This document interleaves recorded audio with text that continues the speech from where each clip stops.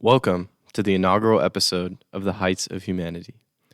For those of you who do not already know me or are listening for the first time, my name is Jason Bott.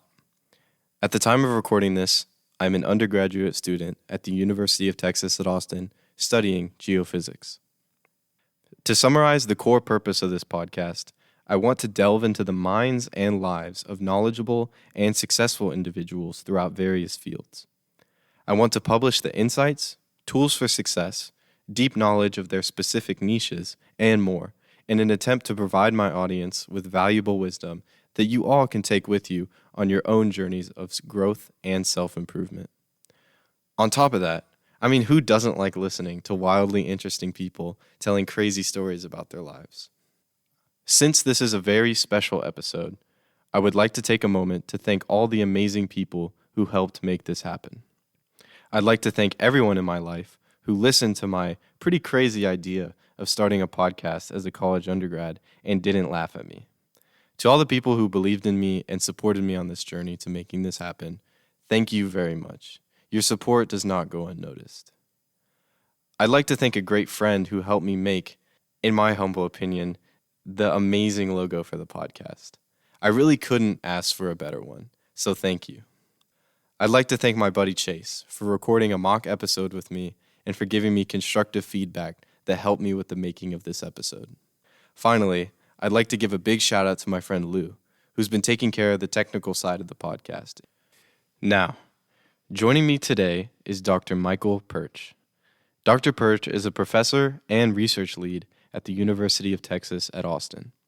He specializes in a branch of geoscience called Geostatistics, whereby he uses statistics, artificial intelligence, and deep learning technology to make simulations and models of subsurface phenomena.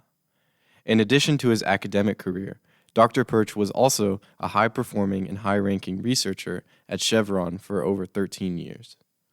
This long tenure in both academia and industry gives him a super unique perspective that you really won't find with many other professors and researchers.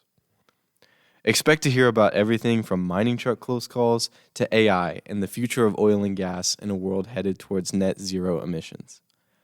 I hope you all enjoy listening to this episode as much as I loved recording it. Now, without further ado... Yeah, go for it. Okay, ready? Yeah. Ready? Good. Okay, without further ado, Dr. Michael Pyrcz, everybody. How are you doing today? Really good, Jason. Thank you very Nice. much for having me today. Yeah, no I problem. appreciate the chance to talk to you. Yeah, I appreciate you being on here. I think I'm going to start with some kind of general, more philosophical questions. Firstly, what does success mean to you? You know, when you strive for success in your life, what exactly are you striving for? So I don't like to be pessimistic, but I'm going to answer the opposite. What does failure look like to me? Okay. I'm going to start there, but I promise you by the end I'll be positive. I grew up in a really poor family, and there was a lot of issues at home, like alcoholism and all those kinds of things that go along with that. And I knew that I wanted to be in a circumstance that was not limited like that. I knew that that was a terrible way to live. I knew that I wanted my children to have better opportunities than I had. And so for me, success was always about escape, getting out of that type of limited circumstance, never being in a position where I would have regret, look and say, well, I could have done more. I could have got more education. I could have had more opportunity if only I would have made different decisions. For me, success was to live a life that didn't have those types of regrets. I told you I'd get positive by the end. Okay. And that's a mentality that you've had since the beginning? Has that changed with time? Has kids changed that? I think in a way kids are a catalyst. So if you were worried about stability, financial security, you're worried about providing for others around you, having children will definitely amplify that effect. I had children pretty early. Actually, I was unusual from the standpoint I was married in my first year of engineering. So I started having my kids right at the beginning of my grad school. And so I went through putting myself through school and also providing for, the kids and all the other, the needs they had all at the same time. And so the children definitely caused me to think a lot about how am I successful so I can provide them with a secure future, for sure. And so, I mean, that ties in perfectly to my next question, which is like so you have your general idea of success, and then you have that, like, I want to escape. That escape is what drives you, and the kids are what drives you, right? Is there anything else that you think is, I mean, it seems like you got so much stuff going on. Yeah, so that's what gets you started. But then I got to tell you, so a really kind of funny story is that back when I was in grade 11, I went to see the guidance counselor because I was really excited about engineering. I'd met my first engineer the night before in a gas station. He'd explained to me something about the Carnot theoretical heat cycle, heat engine, and all that. And I was really excited about that. So I went to see the guidance counselor. And the guidance counselor spent about 20 seconds looking through my grades, looked at me and said, "University's not for everybody, Michael." So I had that experience of like, oh my gosh, I'm going the wrong way. I'm not getting where I need to get. I had a little bit of that wake up moment, right? So I turned it around. I got honors. I got the grades I needed. I got into university. But when I was there, I was so in love with the circumstance, being surrounded by like really intelligent professors, fellow students who were all engineers and geoscience and students all working really hard on a common task. I just ate everything up. I'm one of those students that didn't miss class ever. I loved all the things I was learning. I was just amazed that I had the opportunity to learn. And so learning has always been my thing. And I always had that attitude. A good example for me is right near the end of my PhD. I programmed a whole bunch in Fortran, and I'd done a little bit in like Excel Visual, Visual Basic for applications, stuff like that. Well, Chevron was going to offer me a job in their like super awesome research center down in Houston. But they said, in order to take this job, you need to know C++. I'm like, well, it's about time I found out how to do that. So I spent like 2 weeks focused and just learned how to like do object-oriented programming, get myself ready so I could do that. So at every turn, I love that whole take on the challenge, learn something new. Because every time you learn new knowledge, it's power. Mm-hmm. Like you can do the whole world. It just becomes like new avenues and opportunities for you. So learning has always really excited me. Yeah, it almost seems like to me that like you had this,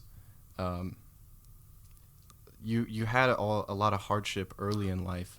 So the hardship later in life, or these little challenges later in life, seem a lot easier. Like you went through everything as a kid. You had this huge wake up call. You had kids right at the beginning of grad school, and that's going to come with tremendous challenges, right? So learning C++ to get into Chevron seems easy. Is that pretty accurate? Yeah. I think that's a good way to put it. Is a lot of things kind of gave me this perspective. I somewhere before starting university, I'd spent a couple of years in Africa, and I was in Tanzania living in what they call rapid urban unsurveyed development, which I think the term for it is squatter camps, basically people living in shacks. And while I lived in that environment, I caught malaria like 3 times in 1 year. Like wow. I had the kind of like, we rarely had clean water. We never had power. You're just living in this very, very difficult circumstance. I got to tell you now, I made the joke right before we started that my check engine light had just come on in my Jeep. Mm-hmm. Well, that's nothing. That's nothing compared to the things I saw and the challenges. And in all sincerity, like I saw people die of like unclean food and water. Dysentery type stuff. Yeah. And so, recognizing that I'm just surrounded by so many great opportunities, it really does give you that perspective all the time that, it could be worse. We're fortunate. Like negativity, ironically, breeds optimism. That's the way I interpret it from you. It's very interesting. Like if I was to be really critical about myself, what proportion of my motivation comes from fear versus love or trust or joy? You know what I'm saying? Like how much of it is positive versus negative? And I'd hope that it's not mostly fear. Do you know what I'm saying? Mm-hmm. Like I think students know this. You know this. You know that whole like, oh, I may fall behind in the course. I better do the assignments. I better watch the lectures. I better attend. Oh, I'm going to have, if I get a poor grade, I'm not going to have this opportunity in the future versus this course is enjoyable and I love this and I want to learn this, right? So I hope that in fact it's mostly excitement. Mm-hmm. But I think we can always be very critical about ourselves and try to do an analysis of what that is. But I'd agree with you that in a way, fear was a catalyst that helped me escape the life I grew up in. And then once I saw the opportunity, I had no idea what the opportunities were. But when I got into university and I saw all the things we could learn, oh my gosh. Do you remember those experiences when you show up on campus and you go to like mechanical engineering and it's got like a cross section of a jet engine, and you sit there and you go like, we learned that? It's amazing, isn't it? Yeah. So I remember last week we talked, or not last week, I'm sorry, 3 weeks ago now, we talked a bit about giving away your research and code for free and kind of just like optimistically doing these things for free. And I want to revisit this a little bit. To you, what's the benefit of giving away your educational tools for free? Is that like, a moral decision, business decision? Yeah. And I think, Jason, it's good to kind of level set this. And when we talk about giving this stuff away, we're talking about like hundreds and hundreds of well-documented workflows and codes and packages and Python and so forth, like probably representing. I've had people joke with me. They'll look at it and they'll be like, how many hundreds of hours did you spend on this? Like it's a huge body of work, okay? And so there is some thought about what you do. How do you manage that, right? And let me go back to my story of how I became an engineer. It happened because I was, when I was at the gas station, this random engineering student, can you imagine this? We're in a cold evening night. There's a gas pump between us. He's filling up a car. I'm filling up a car. Mine was a junker. I was working full-time in high school. Mm-hmm. I'm sleeping all day because I'm tired. And this guy looks at me and after a short conversation points at my car and says, do you know how that works?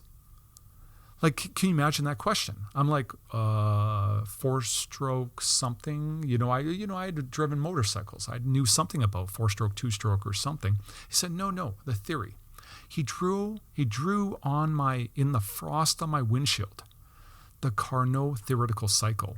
And then he explained to me that he's working with advanced materials to try to have an engine operating at higher temperatures so they can increase that volume, that area, and have greater efficiency in this engine.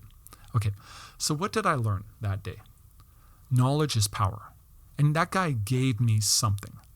And what was interesting, he taught it to me in a way that I could understand it. And that empowered me. I went away from that and I went to the guidance counselor. I said, okay, I want to be an engineer. I can do this. So how do I look at it now? Every single time I give something away, it's kind of like I'm standing in a gas station. It's kind of like I have no idea who's going to be this person who receives this. And so my challenge now is to make everything I do accessible so that person who receives it can understand like I did. And it's a secret invitation.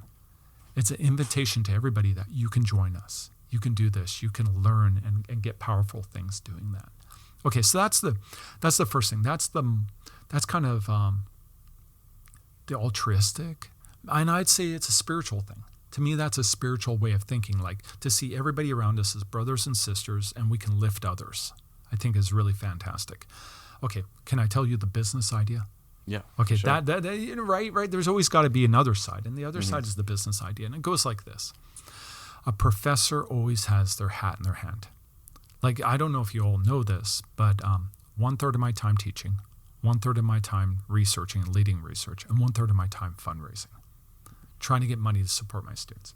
Okay, and so what I realized very quickly was I went on social media and I started to say, hey, I'm a professor and I work on this, and nobody cared. Hey, I'm a professor and I teach this. Nobody cared. They only start to care when I start to give them something, a product, something that they could benefit from. And so what I realized was that if I give everything away, it's not just students in my classes who benefit.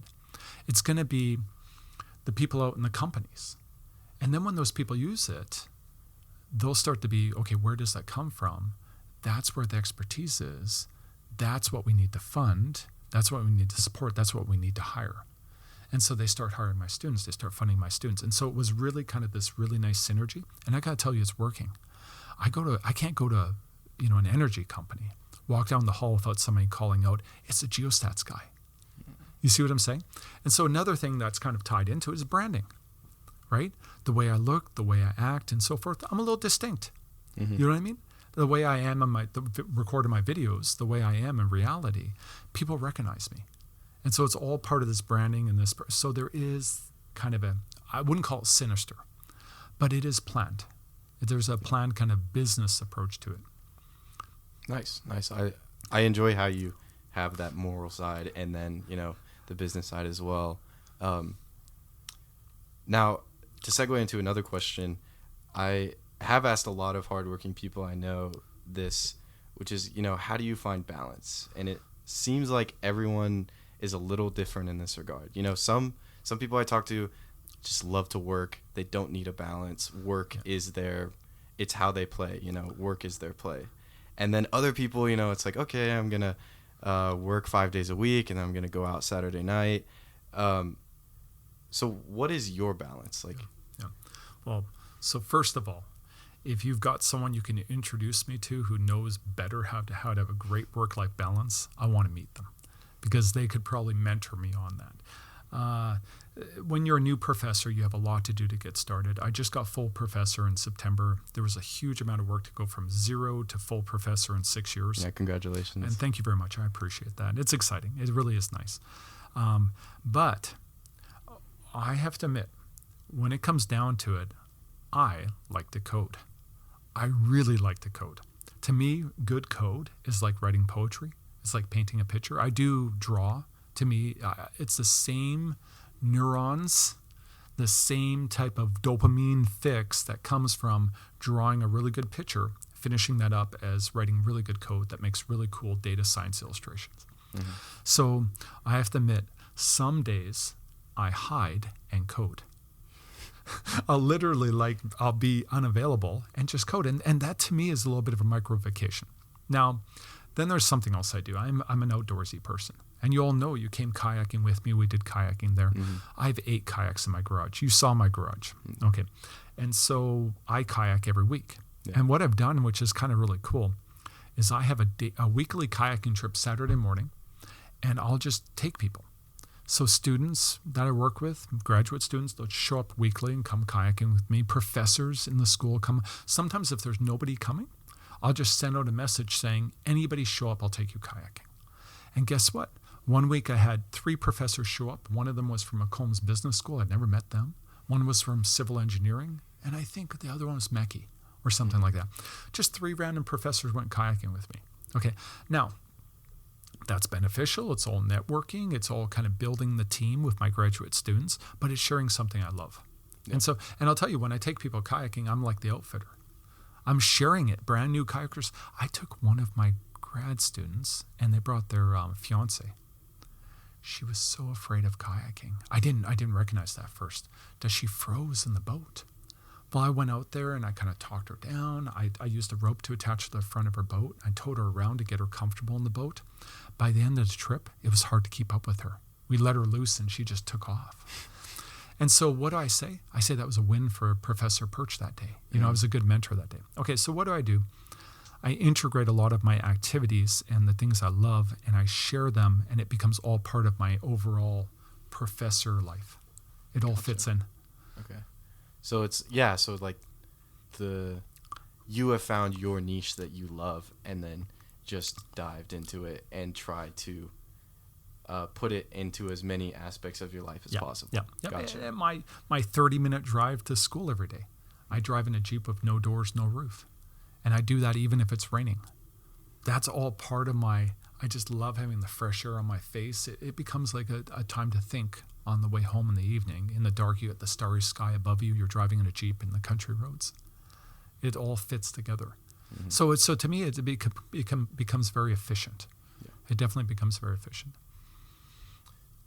Now, you mentioned how statistically you shouldn't be in the position today. I remember you saying that when we met before. What exactly do you mean by that? Like, are there huge obstacles? Did you have crazy close calls? Yeah, at every single step, I feel like the universe has just been kind to me. Like, I have so much to be grateful for. A guidance counselor who struck the right balance to basically motivate me, but not to deter me. Because let's face it, he made me mad. He made me scared, and he made me react. He could have said something that was more gentle on me, and I may have just kind of kept rolling along, working 5 days a week, full-time hours while going to high school. I wouldn't have been where I was. Then when I got in, it was a struggle to kind of quickly kind of pick it up and get myself where I needed to be. I happened to get into the University of Alberta in the engineering class when it had been historically a year that dropped a little bit. Not the standards. I'm not saying I got in because the standards were low, but I'm saying I did benefit from having a slightly less competitive year. So I got into the program. Okay. Then I got scholarships to do my entire PhD because I'm low income. I didn't know how I was going to do that. I got scholarships to do my PhD, my undergraduate education. I got into a co-op program, which allowed me to work half-time to get through that. Chevron, I got discovered. Somebody came to one of the consortium meetings and found me and said, hey, we don't ever hire people from here, but this person's about to graduate their PhD. Why don't we bring him in on an off-cycle internship, January to February? Because we want to try this person out. So they were that excited about my work that they had to move some stuff in the system to get me there in San Francisco for this internship. And then they loved my work. And then take it all the way to the University of Texas at Austin. I was hired with tenure. The only professor in 2017 that I understand to be hired with tenure without having tenure at a pure institution. Congrats again. I was hired right from industry with that. Yeah. They should have offered me assistant professor. And I got to be honest, with all the experience and my salary and everything, my children and the people that depended on me, I wouldn't have taken the position. I only took it because it was such an honor and to come here with tenure. Yeah. So at every step, it could have gone wrong. Mm-hmm. So I do feel very fortunate to be here. Yeah, I do like that. It seems like you've worked very hard though. I know you were pretty highly ranked in your undergrad at Alberta, and it does seem like you've had a lot of luck, but you've had a lot of hard work and a lot of time spent that's opened those doors for you. And Jason, thanks for rescuing me from that. So just before anyone here thinks that, I was kind of a slacker in school, yes, I was fortunate to get in the year I got in, but I did graduate number one in my engineering class. Yeah. And I did, in everything I was, working very hard, ranked number one. When it came to Chevron, that internship, mm-hmm. I learned C++ actually right before that internship, if I remember right. And so at every step, the opportunity was there, and I rose to the occasion. Now, What does that mean? I had a great PhD advisor, Clayton Deutsch, University of Alberta. He was fantastic, actually. And we used to run together. And while we'd run, he'd mentor. He'd share his knowledge with me. And we're running along one time, smack talking each other as we always do. We would always be smack talking. We'd be like, hey, Deutsch, you have anything left in the well?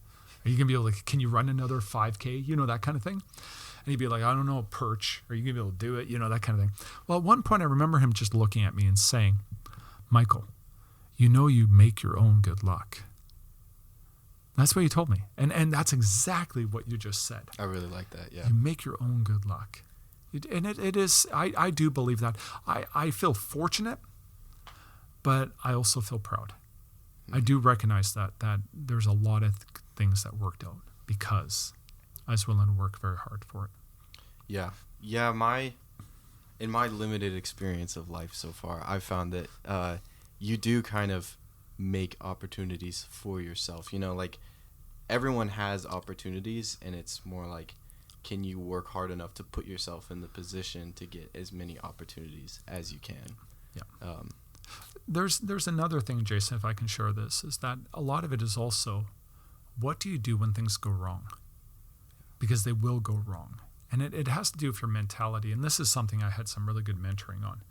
This attitude of, if things go wrong, to blame, avoid, hide, and so forth is known as lower looping.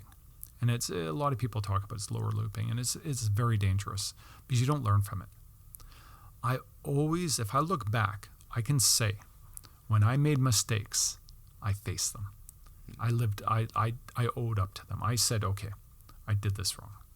And then what I did is I was honest about it, transparent about it, and then I looked at what can I do to fix it and to move forward and not do that again. And I think that was always very helpful to me, having that attitude, because let's face it, being young, inexperienced, how do you gain experience? Making mistakes. Exactly. And so if we do that, we can maximize what we learn from our own mistakes. Yeah. Now, I remember there was a story where you were driving a mining truck, and something happened. It was a close call. Explain that. What happened there? This is the section of the interview where we get into near-death incidents. For sure. So I'll tell you. So I was a mining engineer for my first degree, and I was working half-time in industry in order to put myself through school. And what was interesting was when I was at this one mine site, and the mine is now closed. Don't try to look up the mine, figure out the mine, please. The mine site is closed now. But while I was working at the mine, they saw that I was kind of struggling. That they were aware that I was having trouble paying for tuition, paying for rent, paying for all the expenses. And so they gave me the opportunity to spend the weekends driving truck. So they paid me overtime to drive 220-ton mining haul trucks. Now, as you're thinking about what these trucks look like, Jason, imagine yourself standing up. Now imagine about 2.5 times your height, and that's the diameter of the wheel. Now imagine driving that thing around. Yeah. You're literally driving a building, and you're on the second story on a balcony driving a building. Okay, that's basically, and even when you think about what you can see around yourself, that's what it's like. Yeah. Okay, so I was driving these trucks on the weekend, and I got to tell you, it was an incredible experience. It was really, really kind of a neat thing to be in the pit, to see the mine. Like, if you're going to be a mining engineer, it's good for you to see operations. Okay, so I really enjoyed that, and it was paying really well. So one day, in the middle of a shift, it's known as a contour mine. I should explain that. So basically, you're mining up to the subcrop. What was it? Sorry, let me see if I got this right. It's been so long since I've talked about this. But basically, yeah, it was a subcrop. It was a coal seam, and you're mining and cutting into the edge of a mountain, near the top of a mountain, until the point at which the overburden became thick enough that it would not be economical to be able to mine that. Okay, so we're mining these coal seams, and they were bituminous grade or really good quality grade coal. Anyway, so what it meant was that you would load up with coal, and then you would go down a long axis ramp with a steep grade all the way down to the foot of the mountain. Okay, so I get to the crest of the ramp where it's about to start going down. And I did the right thing. I engaged my they were hybrid trucks. I engaged the dynamic brakes to stabilize the speed. I think we were going down maybe about 12 miles per hour. Like pretty slow, just crawling down this thing. I go to engage the dynamic brake, and nothing happened. Nothing happened. Ooh. Like, I mean, there was that push the pedal down, and you're like, you can feel it, the braking. You can feel nothing happened. In fact, there was that moment of terror where nothing happens, and then a lot of things start to happen, where you feel the sheer acceleration of a fully loaded 220-ton truck on steep gradient freewheeling. And I mean, I freewheeled. Like, there was nothing I could do. Okay, so I took my arms and I wrapped them in the steering wheel, basically like I'm riding a bucking bronco, or bull riding. I basically attached myself to the wheel, and that thing started hitting every bump, every imperfection of the road, and catching air 220 tons, and I'm starting to come off bumps and That's fly into the air. wild. Okay. Yeah. Halfway down the ramp, there's a 90-degree corner. Okay. And what was really interesting was it's blind. I don't know what's on the other side of this corner. And the thing that terrified me, and I realized, was that if there was a service truck, and when I say service truck, I'm talking a 150-ton, a Ford 150. Okay, so if I'd seen like a Ford 150 in the middle of that ramp, I would have had three choices. One, I could try to turn into the side of the mountain, at which point the box would have been dislocated from the frame and would have come through the cab and killed me. There's no surviving that in a 220-ton haul truck, okay? I could have gone off the side of the mountain, which would have disintegrated the entire frame and the box and everything, and I would have been just caught up in that and killed for sure. Or I could have gone straight through like a Ford 150. And I've seen what that looks like. You go through a Ford 150 in a 220-ton haul truck, you stamp it flat into the ground. It's just gone. Okay. So I didn't encounter any trucks or anything. I went around the 90-degree corner, relieved that there was nothing on the other side. I just kept going down the ramp, but I lost about a third of my load off the side of the mountain. Just kind of came off the side, right? And I'm still catching air. I'm still going. I went past what they call the run of mine pile, where basically you're supposed to dump. I still couldn't stop. I went past the plant, couldn't stop. I went past the engineering office. I couldn't stop. I went almost up to the front gate of the mine. I mean, where regular people are coming in with their cars to do deliveries, or the engineers are coming into the office, almost right there. To an observer, it would have looked like I was trying to steal a load of coal and take it home, on the regular highway. That's what it looked like. I was just on my way to drive out of there. So the truck came to a stop because the grade had leveled off. The resistance of the dirt, the soft dirt, had basically slowed me down to the point where I could use like small service brakes to get it to a stop. At that point, I secured the park. I came out of the cab and I jumped from that second story onto my knees in the dirt, and I kissed the ground. And then I let out a giant screamed. It was completely involuntary. I just let out a big, huge holler. Yeah. Anyway, that's my story about the mining truck. Oh, yeah, that's a great story. Yeah. Another time I was lucky. Yeah. Now to segue into the research area of your life. I know that you started out with mining in your undergrad, and it was the engineer that inspired you to go after engineering. Why geostatistics? What led you down pretty seemingly niche subject of research? Yeah. So I was one of the top students in the mining program. I guess I was the top student in my year. And we had just gotten this brand new professor in our department, Clayton Deutsch from Stanford. And Clayton was, I think we could argue, he's one of the top people in geostats in the world, and still to this day, a lot of respect to him. And he's also a very unique, a very cool individual, inspirational. He's very inspirational. And so one thing he was very good at was he would identify top students in the undergraduate population that he saw in his courses and he experienced. He'd see them, and he'd invite them to do internships. So my very last internship during the undergraduate degree, I did it with Deutsch. And so it was a fantastic experience. It was really cool of him. It was basically come in and do some interesting research. And he brought me into a lot of different topics. I wrote my first 2 peer-reviewed publications during my undergraduate, my final year, which was really, really great. So a lot of that had a great influence on me.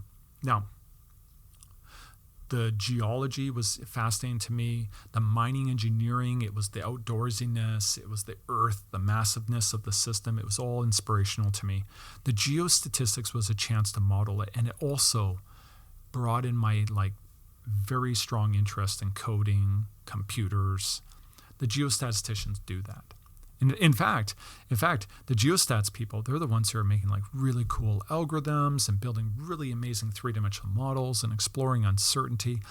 And I found that whole thing of trying to model the subsurface to support decision making, I found it fast. I really liked it.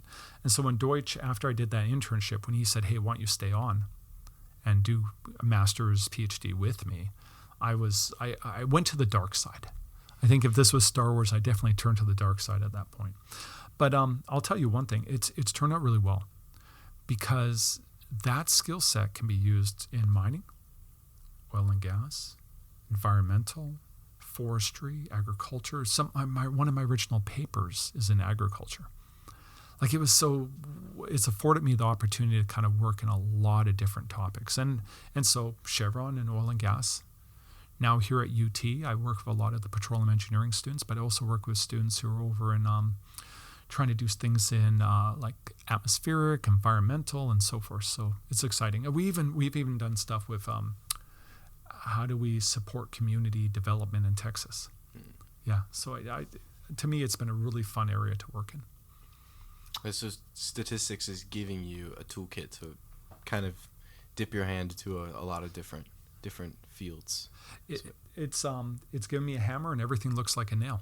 Nice. And it's a really good hammer, because I'll tell you one thing I would recommend.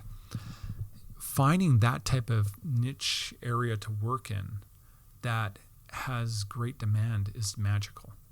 Because when I was inside of Chevron, I wasn't just Michael Pyrcz, PhD in something.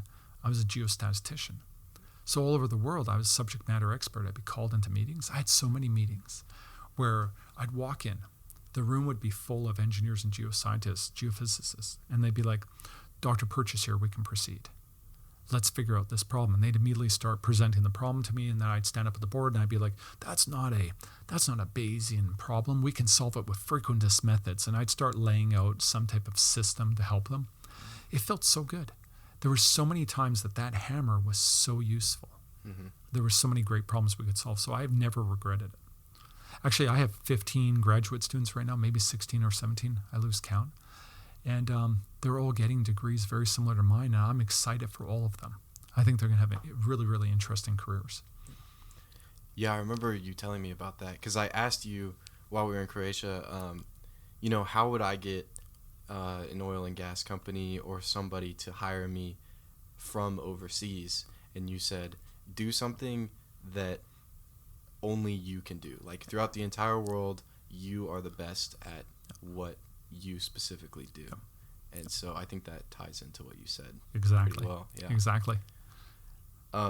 Now, is that the motivations that you listed to get you into geostatistics, does that keep you in it today, or has that changed? It's an interesting question. Like, how much do we evolve over time? How much do we change our direction? I think we're always recreating ourselves. I think we always have to be flexible. The fascination has not gone away. In fact, if anything, the deeper I go, the more I learn about this field, the more I see opportunities to do more. And what generally happens is this: there's a couple of things that happen. One thing is that you'll learn more about problems, and then you realize, hey, we should be doing more of game theory. So you start doing some interesting things, or information theory. Suddenly you're not doing correlation coefficients, you're doing partial correlation coefficients, you're doing mutual information, you're kind of going down that path. Or you start thinking about, well, isn't there an interesting way that we can incorporate more physics into that model? And so you start getting to physics-informed neural nets or something like that. So at every step, there's been an interesting opportunity to take our big problems and learn new numerical, statistical, probabilistic approaches to improve what we do. So to me, that's kind of kept me excited. Now, I've applied for my first sabbatical. So that may happen. We'll see. You may, at the time this is shown, you may know whether or not it happens. But in the fall next year, I should be gone. And I've been invited to do a distinguished lecture tour all over Eastern Europe.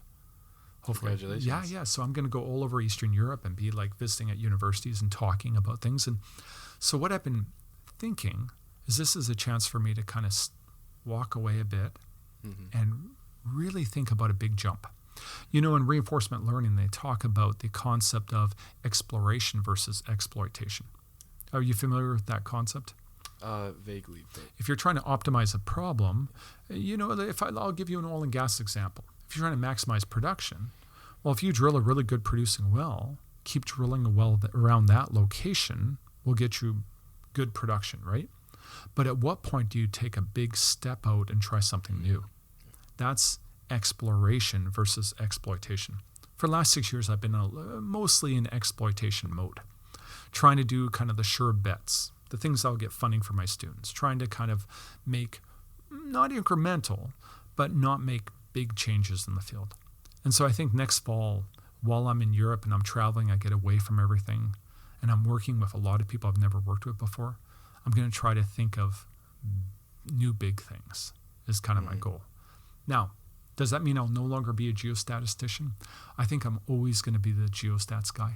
I don't think that ever goes away. A funny thing about geostats is that what we say is this. If you have a new method and it gets the job done, we're going to call that geostats now. We've always done that. And there's been so many different developments along the way, which that's not Varegram based, that's not Kriging, that's not Gaussian simulation. But if it gets the job done, we call it geostats then. So we'll just keep expanding. Nice. So, I mean, it seems like you've already answered this a bit, but just to sum it up, in your words, what's the objective of statistics? How would you describe statistics and even like geostatistics and reservoir modeling to someone who's not very familiar with it? The way I like to think about it is this. I see statistics as quantification, and I think quantification is powerful. So how does that work? If we have a new way to quantify something complicated, it's like we have a new pair of glasses, a new lens by which we can explore the phenomenon. And so every time I'm thinking about quantification and statistics, I'm thinking about how can I come up with a new way to see, and then we'll see new things. That's to me has always been the focus. And my dream is this. My insidious plan, my supervillain plan is this, is we can quantify everything.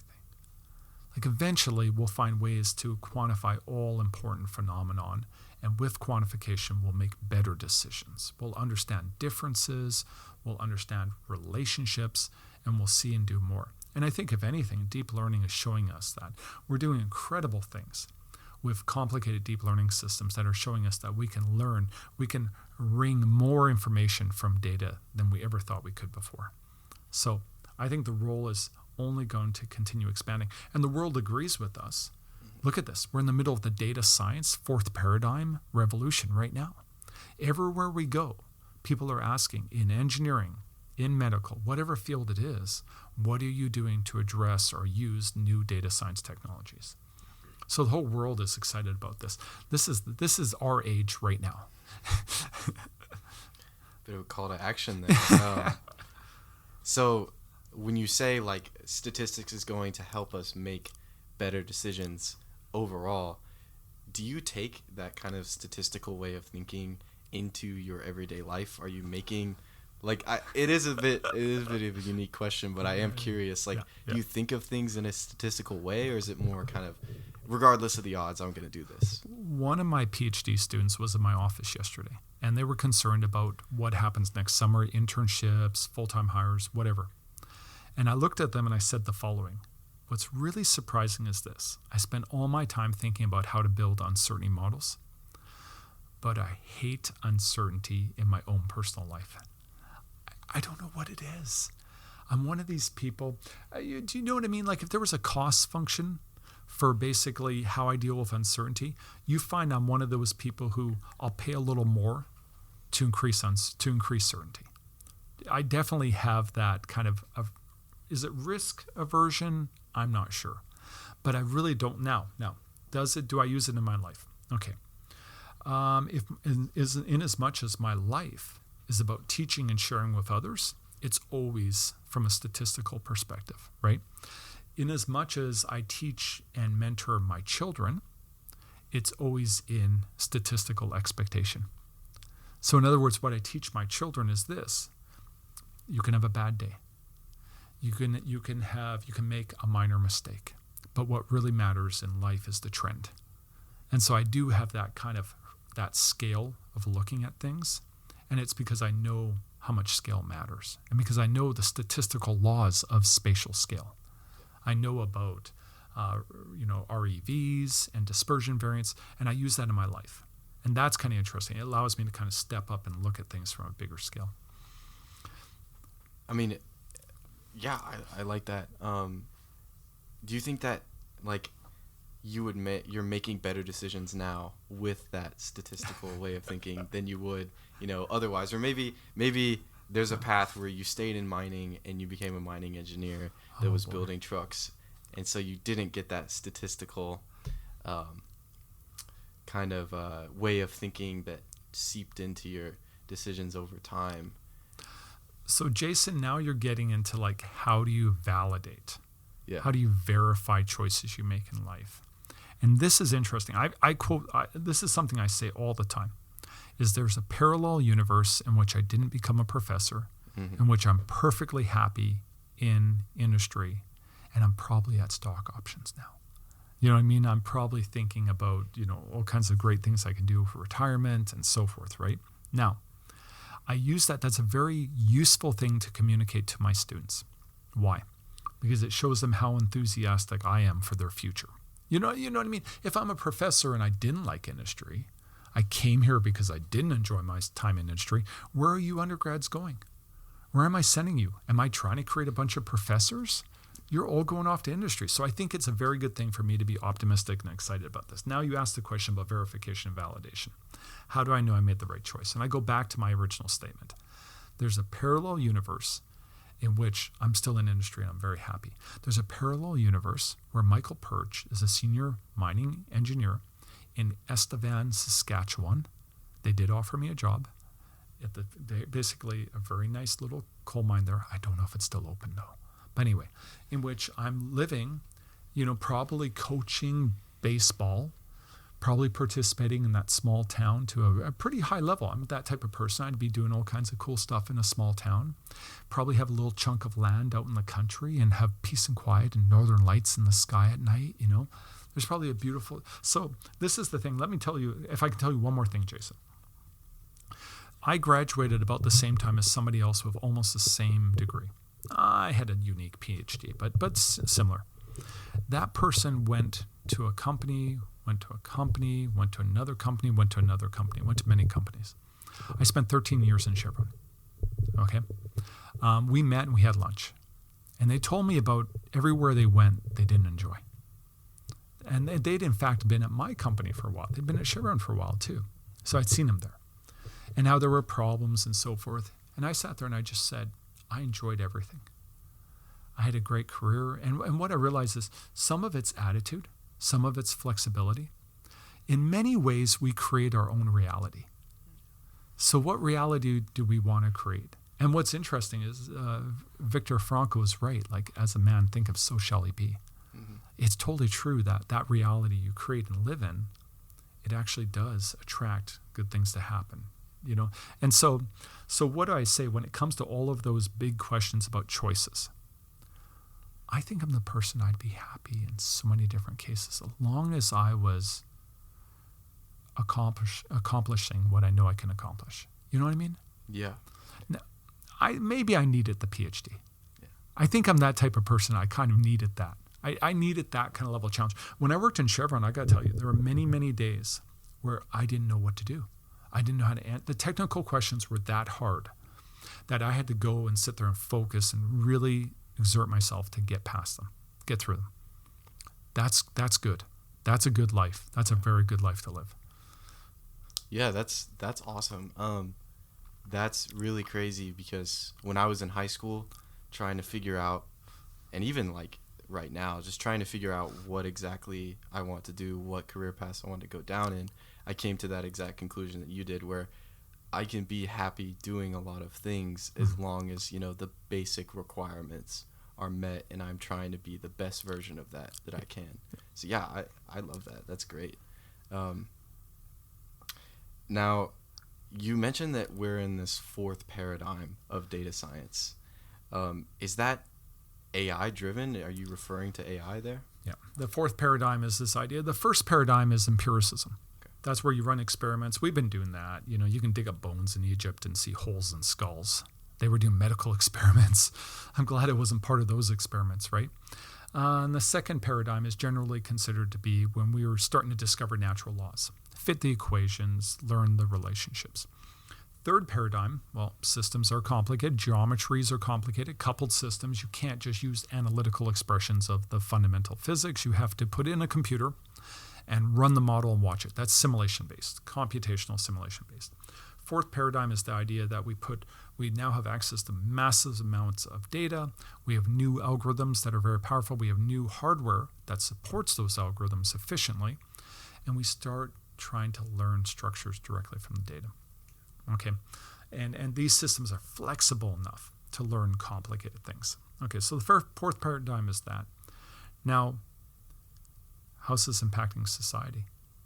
How's this going? How's this going to look in the future? Do you want me to talk about that? Yeah, for sure. Yeah. That's gonna. So when I stood up, I was on a panel at an industrial engineering conference in Atlanta, Georgia, just a while ago, and they invited me because they know I do all this stuff. And it was really cool because I got to stand up in front of industrial engineers. Do you know industrial engineers? Do you know what they do? I had a friend that was going to major in industrial engineering, but I've never met an actual industrial engineer. They're really cool people. They're kind of, to me, they kind of seem to be that jack of all trades, the engineer who can kind of go into a very complicated process, and try to figure out how to optimize it, make it safer, make it faster, find all kinds of fixes for things. They're very cool. They do a lot of cool stuff. They got a lot of interesting data too. And so they said, come in here and tell us about what you've seen. And I got to stand up in front of the industrial engineers and say, listen, my engineering brothers and sisters, I come to you from the subsurface engineering field and the geosciences. And I tell you this, we're further along on the AI data science fourth paradigm path. We've been doing it longer than you have. You're looking at it and wondering, but we've been doing it for, I think we can argue, 50, 60 years, kind of this data-driven approach, right? And I said, guess what? I have good news for you. It's going to be great. And that's what I said. That's what I said. And it's very interesting because they all kind of looked at me funny. They thought I was kind of joking. And then I started to go through and walk through it. I started to say, in general, I summarize it as this. Engineers have more time to do engineering. That's really what happened. A lot of kind of mundane things are automated. Now we have a chance to do more engineering. Okay, so can I go to another panel? I was on another panel just a couple of weeks ago. Can I talk about that? No, yeah, for sure. I was on a panel, and we had a couple of professors there with me, an academic panel, talking to a group of people in energy about what's happening with AI in the future. And one of the professors, I'm not going to say where they're from, said AI is destroying the university, like ChatGPT. Mm-hmm. They said ChatGPT is wiping out the university. We're goners. It's a big problem now. And the Stanford professor, he had some really good perspectives, kind of a balanced perspective. And I got up and I said, I'm not worried at all. I'm not worried at all. Because I said, I run ChatGPT, just like everybody does. I code a lot, so I get ChatGPT out.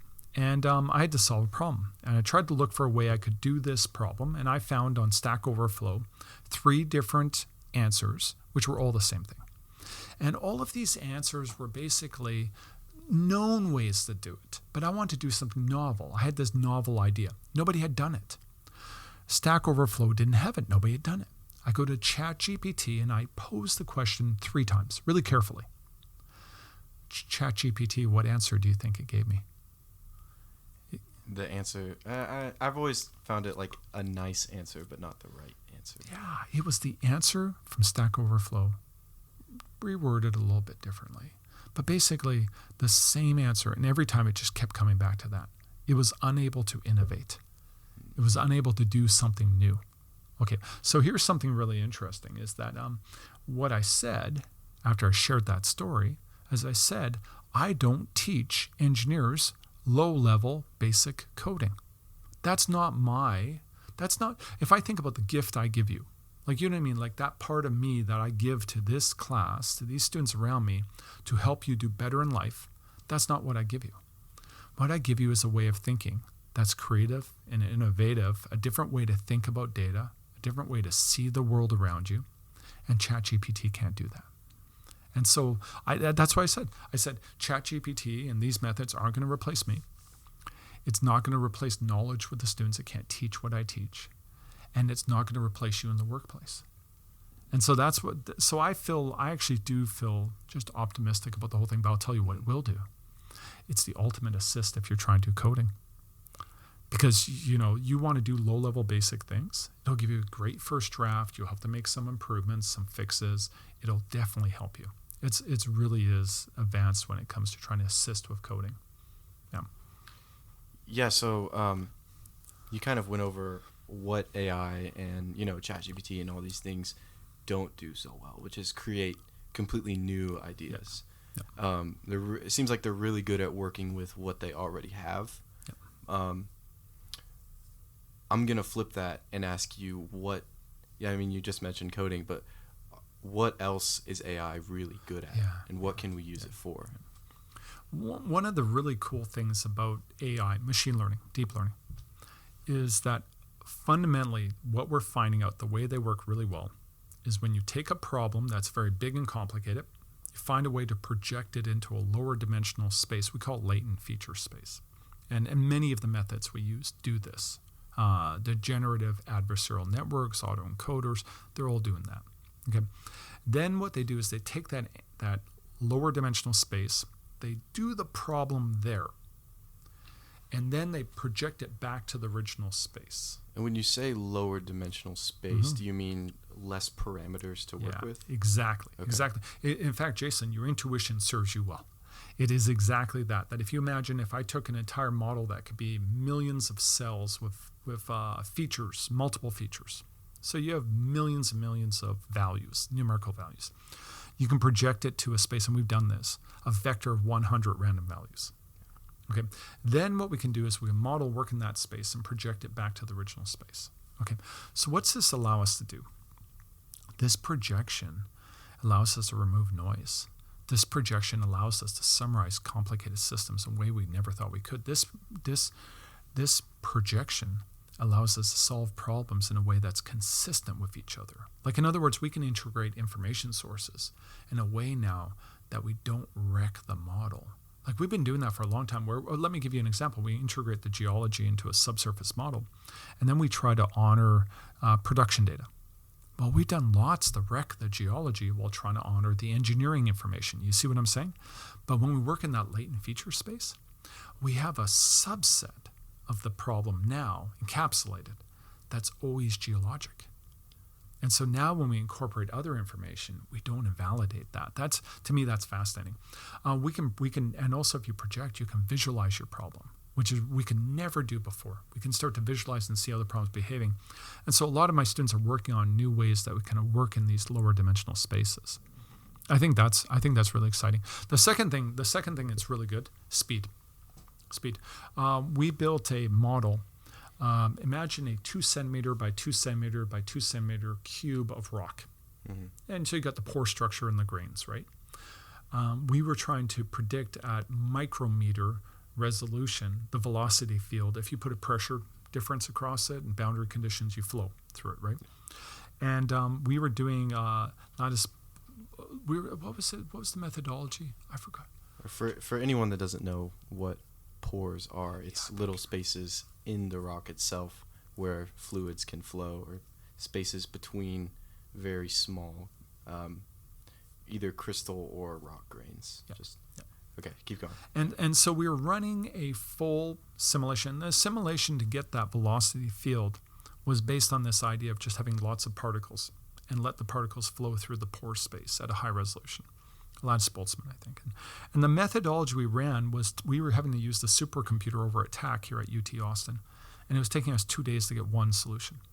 Okay, so we took that model and we taught it to deep learning.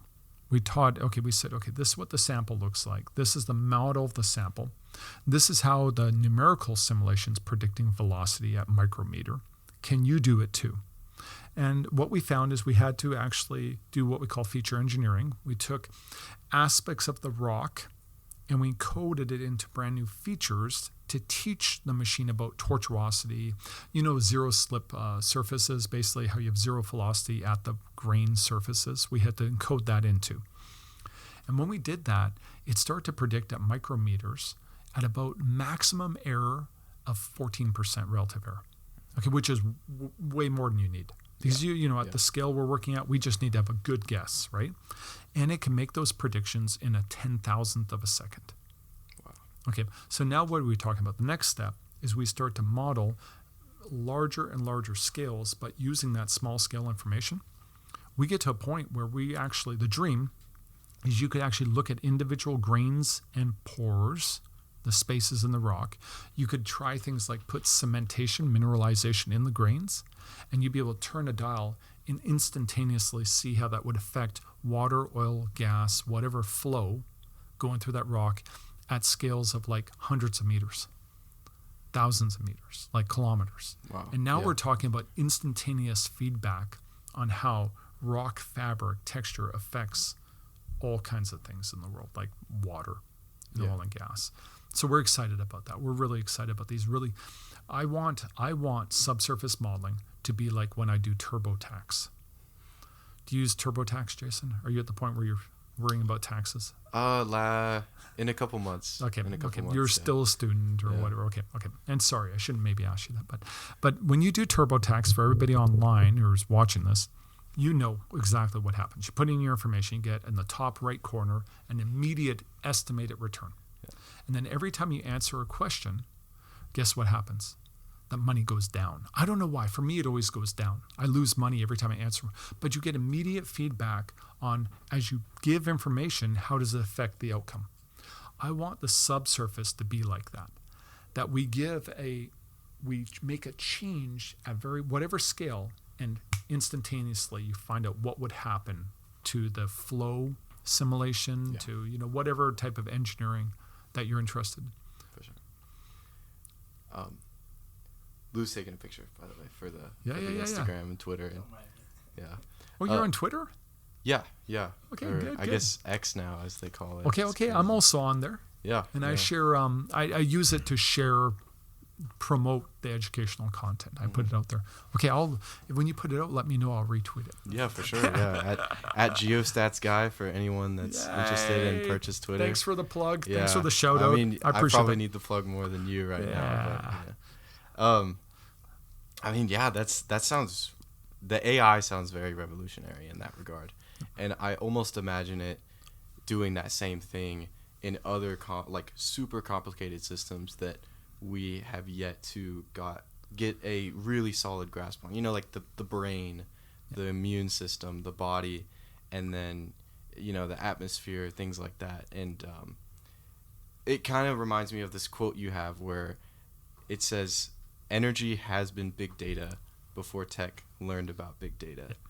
And it just seems like, from what you've been explaining, energy is developing all of these big data methods that are a step ahead of what everyone else is doing.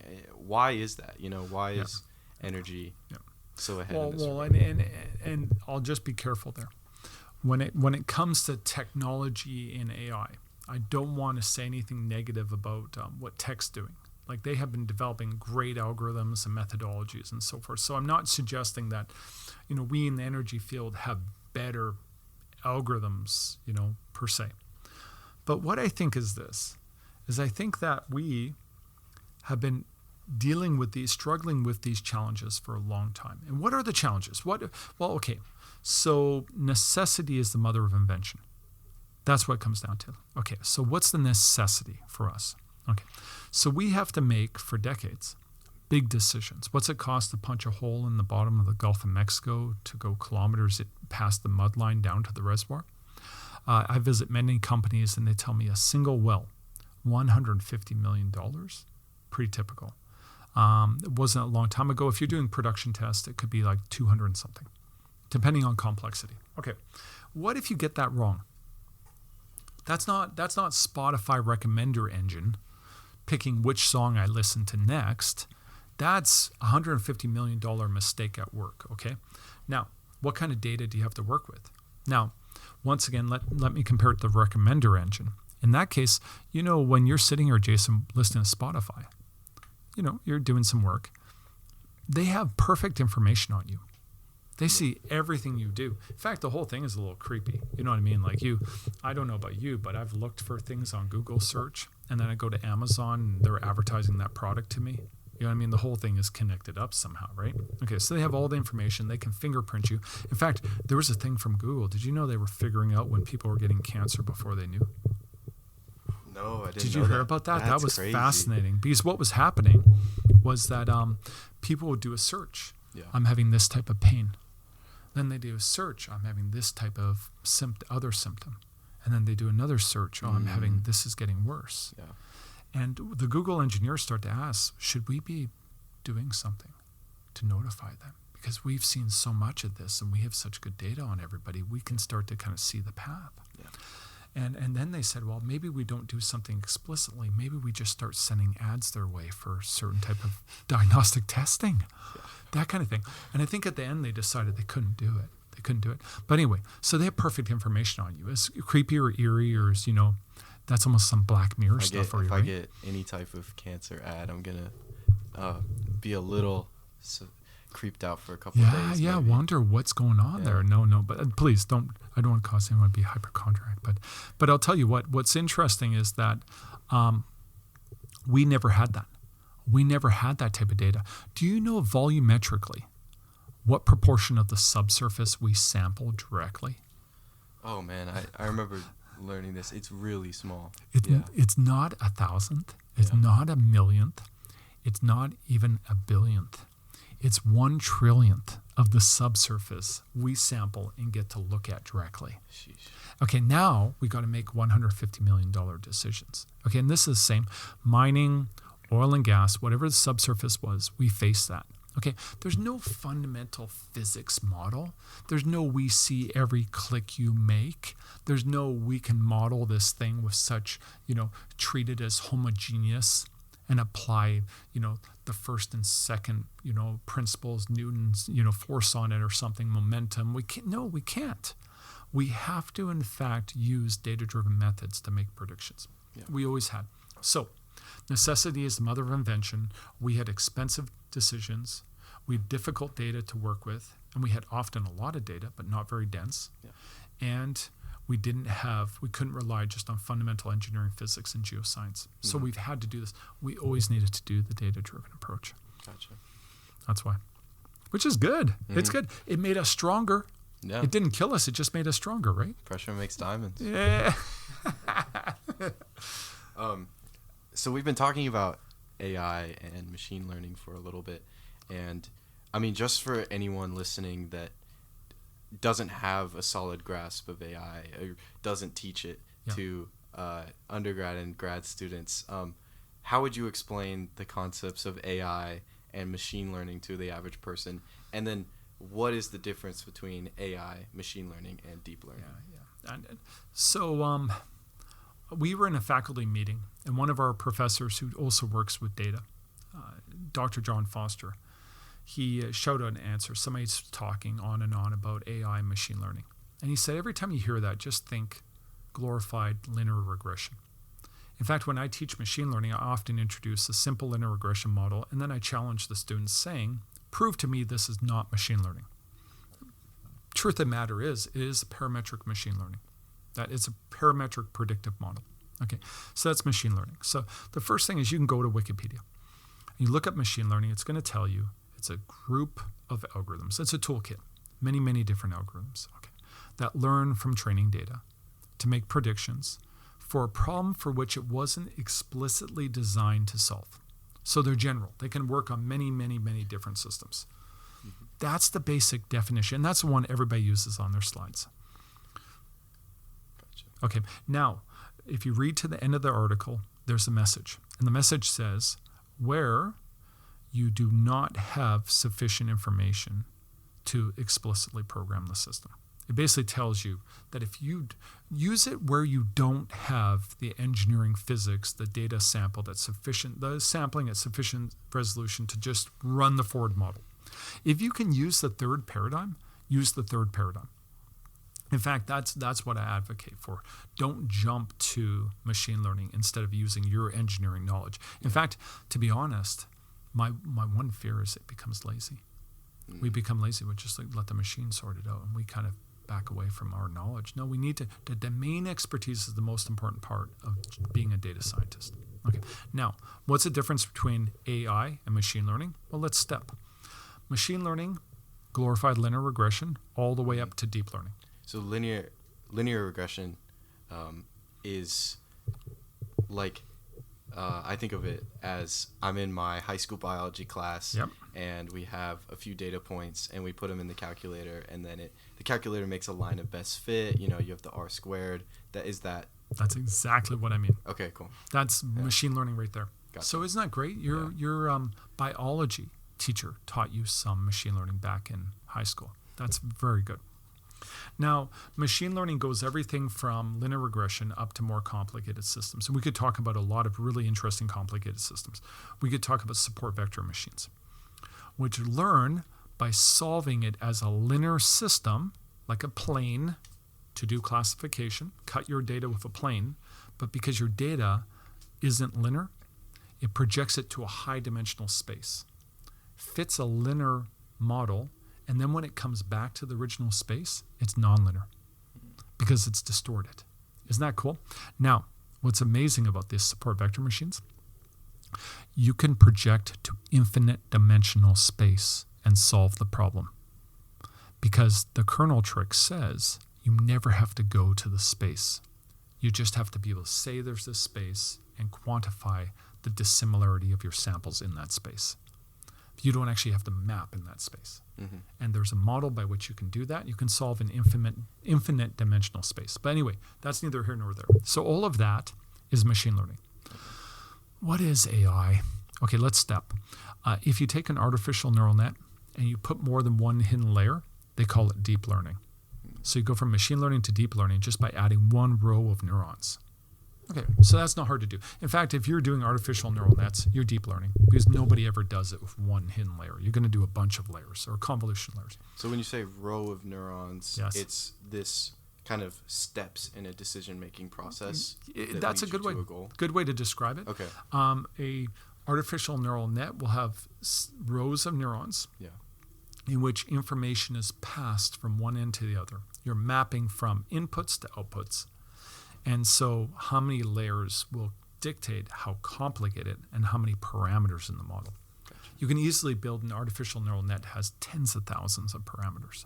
In fact, one of my students went to Los Alamos National Laboratory, and they built a deep learning model, and the challenge was bringing the model back home because it couldn't be emailed. It couldn't fit on a regular zip drive or a USB thumb drive. They had to take a portable hard drive because that model was that many parameters. Yeah. That's okay. Now let's go. Okay, we're deep learning now. What's artificial intelligence? Well, one of the, actually Dr. John Foster, the professor I work with, he said, artificial intelligence is only used on PowerPoint. And it's not untrue. The general definition of artificial intelligence is an algorithm that can do a task that usually a human does.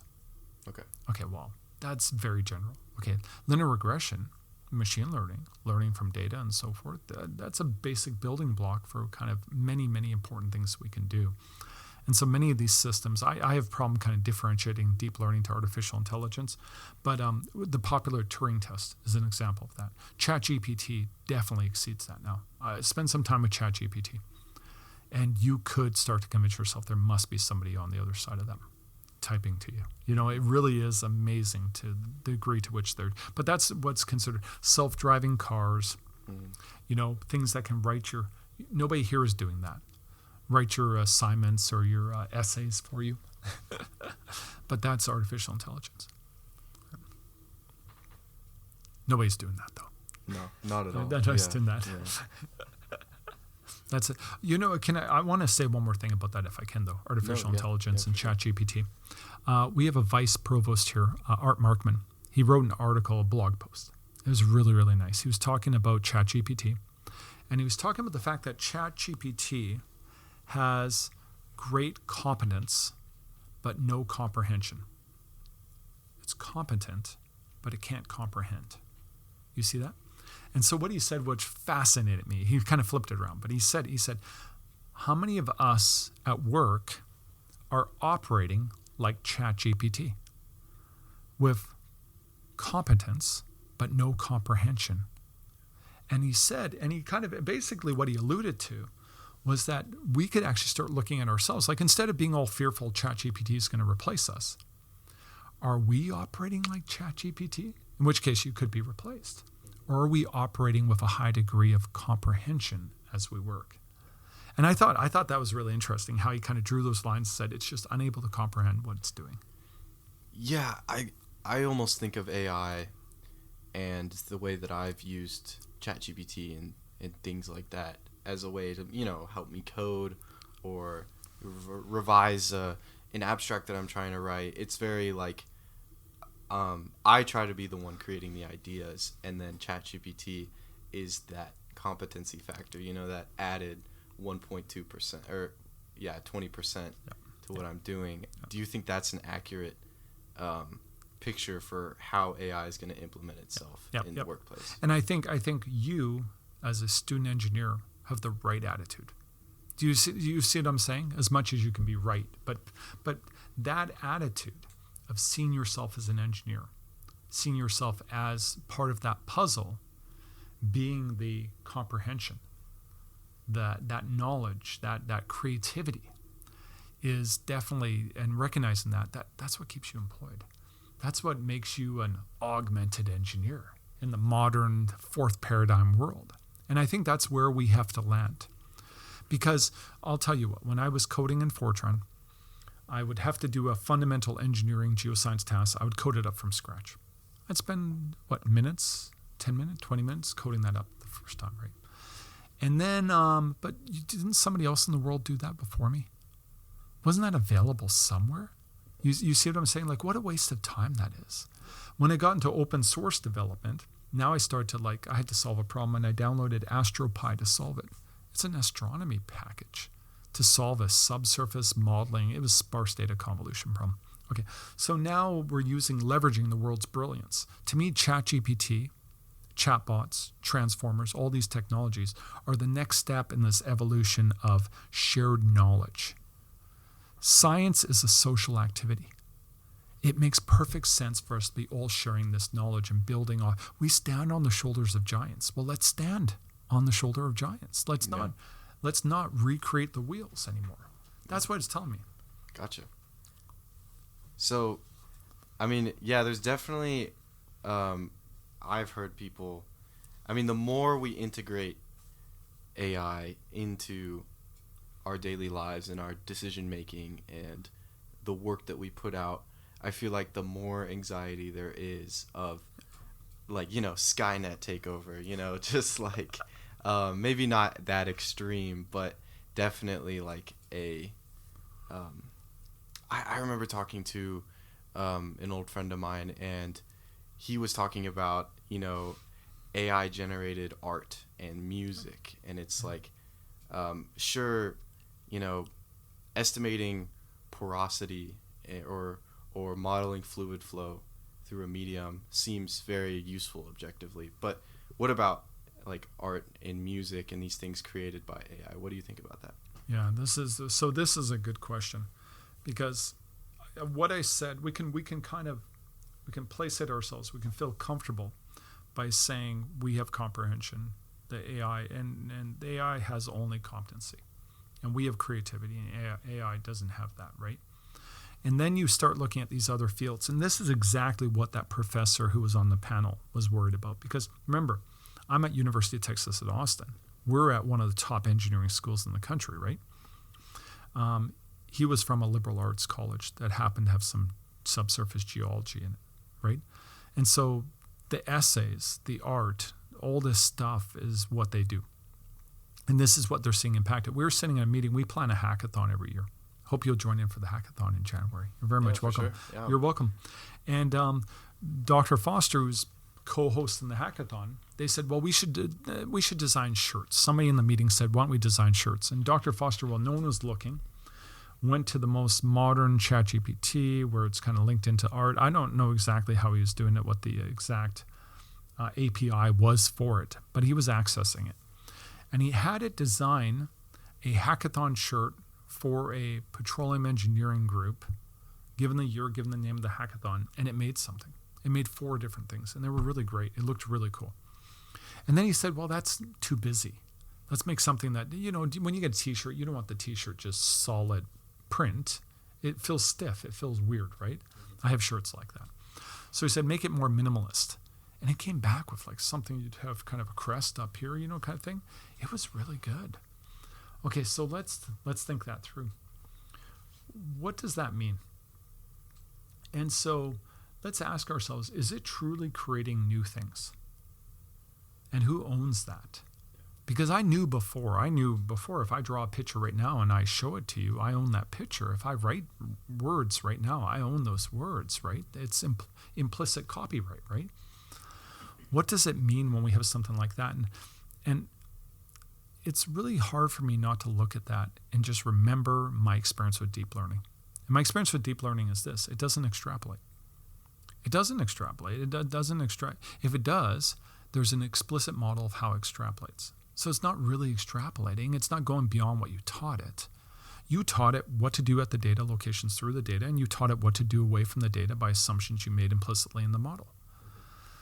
So I look at the art, and while it may be really compelling, I start seeing the Matrix, like Neo from the Matrix. You know what I mean? And I remember this. I know what a transformer is. I know what convolution, deconvolution is. And I know what these systems do kind of fundamentally can all be boiled down to basically conditional probabilities. Frequencies, things that are seen, and then making choices based on that in a loss function. And given all of that, I feel that these systems are getting more and more complicated, but they're still not creative. They're grabbing elements from things. They're morphing things together. There's assumptions of stationarity and assumptions of what was the training data that went into it and so forth. And so I don't really feel like when we think about the great artist, those are ones who innovated in their art, right? Yeah. I don't think these methods ever do that. That's what I feel right now. There's an illusion of creativity. There's an illusion of creativity, just like ChatGPT is an illusion of communication. Yeah. That's why the lawyer who I heard about that, who basically tried to submit a brief or something like that, I don't know what the words are, I'm not a lawyer, but basically using ChatGPT, it was made up case law. There were numbers and names or whatever, and none of it was true. And what is it? I work in geostats. We build simulated realizations that are locally inaccurate, but globally accurate. They have the right behavior. In fact, I use the example of a dill pickle potato chip. I have a bag that I put in my slides in which it says simulated flavor, because it's from Canada. They say simulated flavor. And I say, do you believe any dill pickles are harmed in the making of this product? Like there's a big factory with trucks dumping dill pickles in, and what comes out the other side is chips. And the truth is no, because it's not dill pickle. It's simulated. It's fake. And just as much as that, ChatGPT, what it's telling you is made up. It's simulated. And the same thing with the art. The art is, when I take geostats, I put in statistics. I tell it all kinds of things about the stationarity or trends or behaviors, and it makes things that look like that. We've just gone a step further. We made things that look more realistic than we used to, but it's still just simulating making that fake thing. I mean, yeah, that makes a lot of sense to me. Oh man, it was on the tip of my tongue. Oh, that sucks. I just lost it. That's a good thing about editing this afterwards. Yeah, for sure. You can totally remember this. So how do you mark it? What if you would just make like a beep, something like that, and then when you're looking at the sound, you'll see this like little uniform spike, and you'd be like, that's the part I'm supposed to cut out. You just added your own little beep into Yeah, right. You might keep that now. You might keep that. This is the Put part it where into a little sound bite. Yeah. This is where I say I'm Michael Pyrcz and I help fake the moon landings. Yeah. You now have it. You have it now. I wasn't born yet. For the record, I wasn't born yet though. Okay. I just got it back. Okay, good. We knew. So, I have been thinking as we're talking, if you're using a deep learning algorithm or some kind of machine learning to help you with, say your research, like, is AI, like, advanced enough AI? Do you cite that? Like, do you put them on the citations? Yeah. Do you accredit this, whatever model to the work? Because it did have some kind of intellectual contribution. Yeah. Or at least if it isn't coming up with things, then it's taking things that it has. It's taking ideas that it's gotten from countless researchers who've worked on it before, right? So how do you credit things to large models like that? So this is where I give a caveat that I'm not a lawyer. So anything I say here, don't consider it legal advice for anyone. But this is what I know. Let's go back to my example where I was trying to do something novel with coding. I found 3 different good examples of something already done that was maybe like the 70% solution. Okay. Then I went to ChatGPT and I got basically a solution from ChatGPT that, to be honest, I could tell it came from those 3 sources, right? Like it really did. It had some exact reproduction. It had phrases that had been borrowed. Okay. And so the nice thing is when I go to Stack Overflow and I saw this contribution, I can take their code and build on it, and then I'll cite their code and I'll cite those individuals. The thing I feel a little weird about with ChatGPT is, and as a person who's I know they use GitHub, and I know I've put hundreds of well-documented workflows on GitHub. So if people access my content, they'll probably cite me, and for me, my only concern is that results in more traffic, more interest, more funding for students, support for research, that kind of thing, right? But I do get a little bit worried that that'll disappear. That'll just become this machine came up with it. And so I don't think we as a society have worked out exactly what IP means in this chatbot world. I think we have to ask some big questions about that. Yeah. Would you have any recommendations for anyone making decisions on that subject? Well, this is the thing, is the book Technopoly really impressed me when I was an undergraduate student. Technopoly, I forgot it. Postman, I think, wrote it. And that book talked about the fact that writing, it suggested, and there was a parable about writing, I think it came from Greek time, that said that writing will be basically a bad invention. That writing will cause people to lose memory. Writing will cause people to have bookshelves full of books and have pretense of knowledge and expertise, but not actually have it. That it won't be in their minds. It'll be just, oh yeah, look at this book. And so people said the same thing about kind of similar things to Google search. The Google search caused us to further erode our memory. Now we don't use our faculties. We're now using just, you Google search everything. Nothing's at recall, and so we lack a lot of knowledge that way. And so the question is ChatGPT a further step down that path. And I worry about that too. I worry that they'll create kind of more pretense, people who just kind of like feign knowledge, you know what I mean? People who won't, I think that example with the lawyers was a good example from the standpoint they didn't check the answer.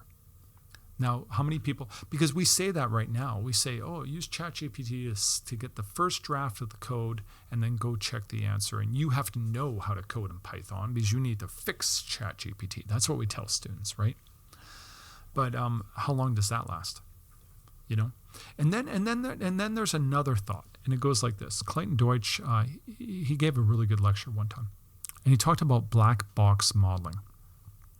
And it's really interesting because every time you say black box modeling in our field, does that sound like a good thing?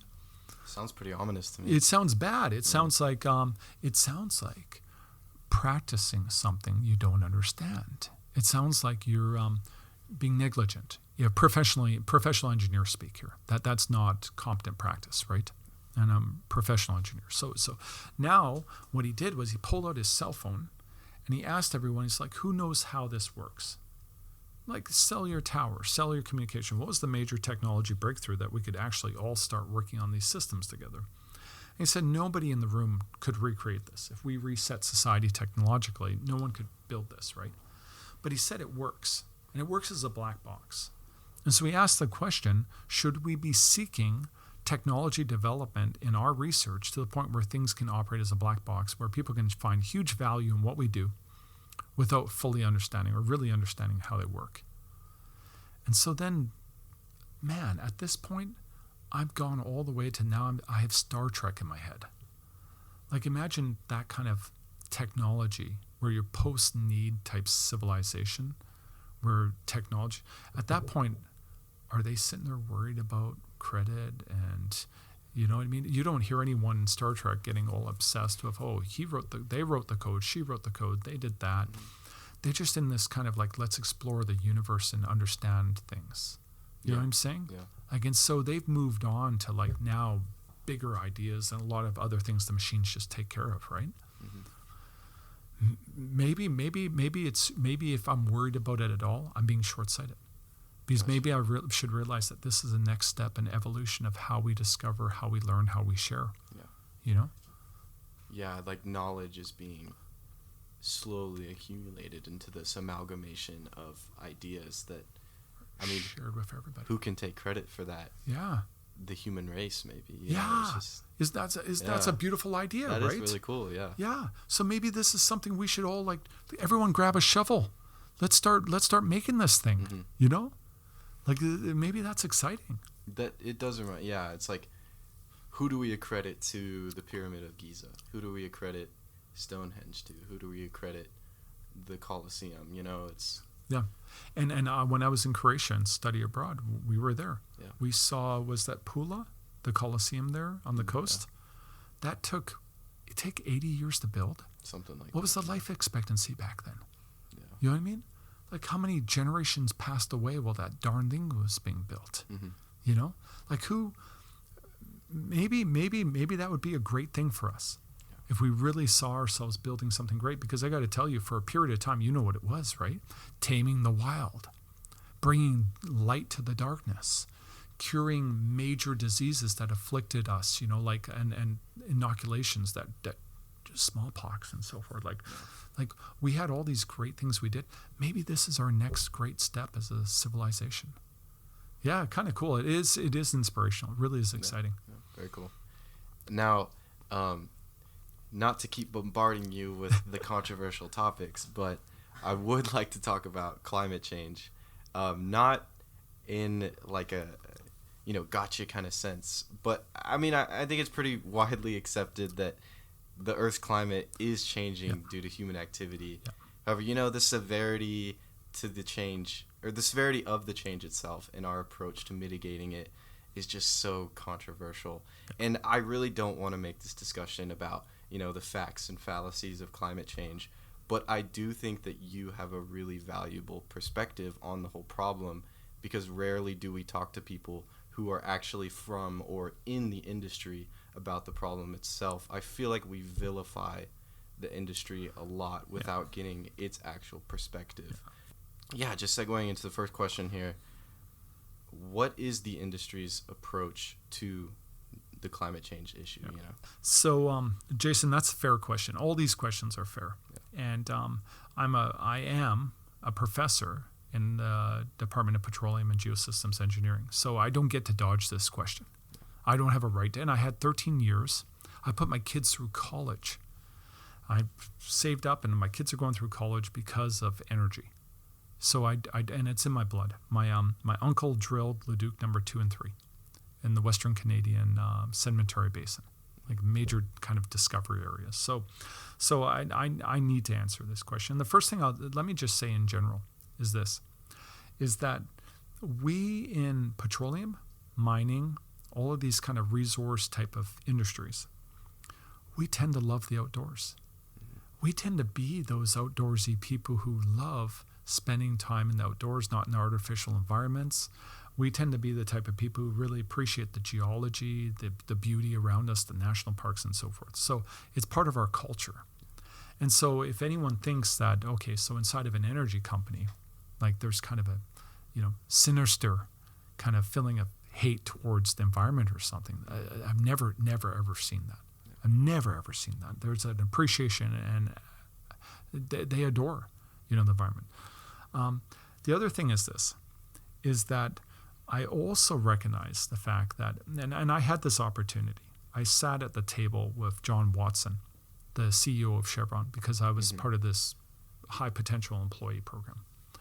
And I got to ask him how he saw our role in society. And he talked so passionately about the role of Chevron as a company, lifting societies, bringing energy, and how it's improved life standards.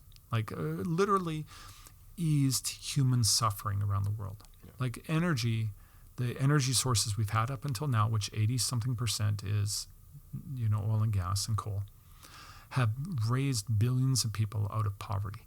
And I lived in squatter camps of Tanzania. I've seen what energy poverty looks like, and it is dying of dysentery. It is living a life of that's very difficult for us to comprehend here. Okay, so I have a lot of passion and feelings around how energy in general has helped people.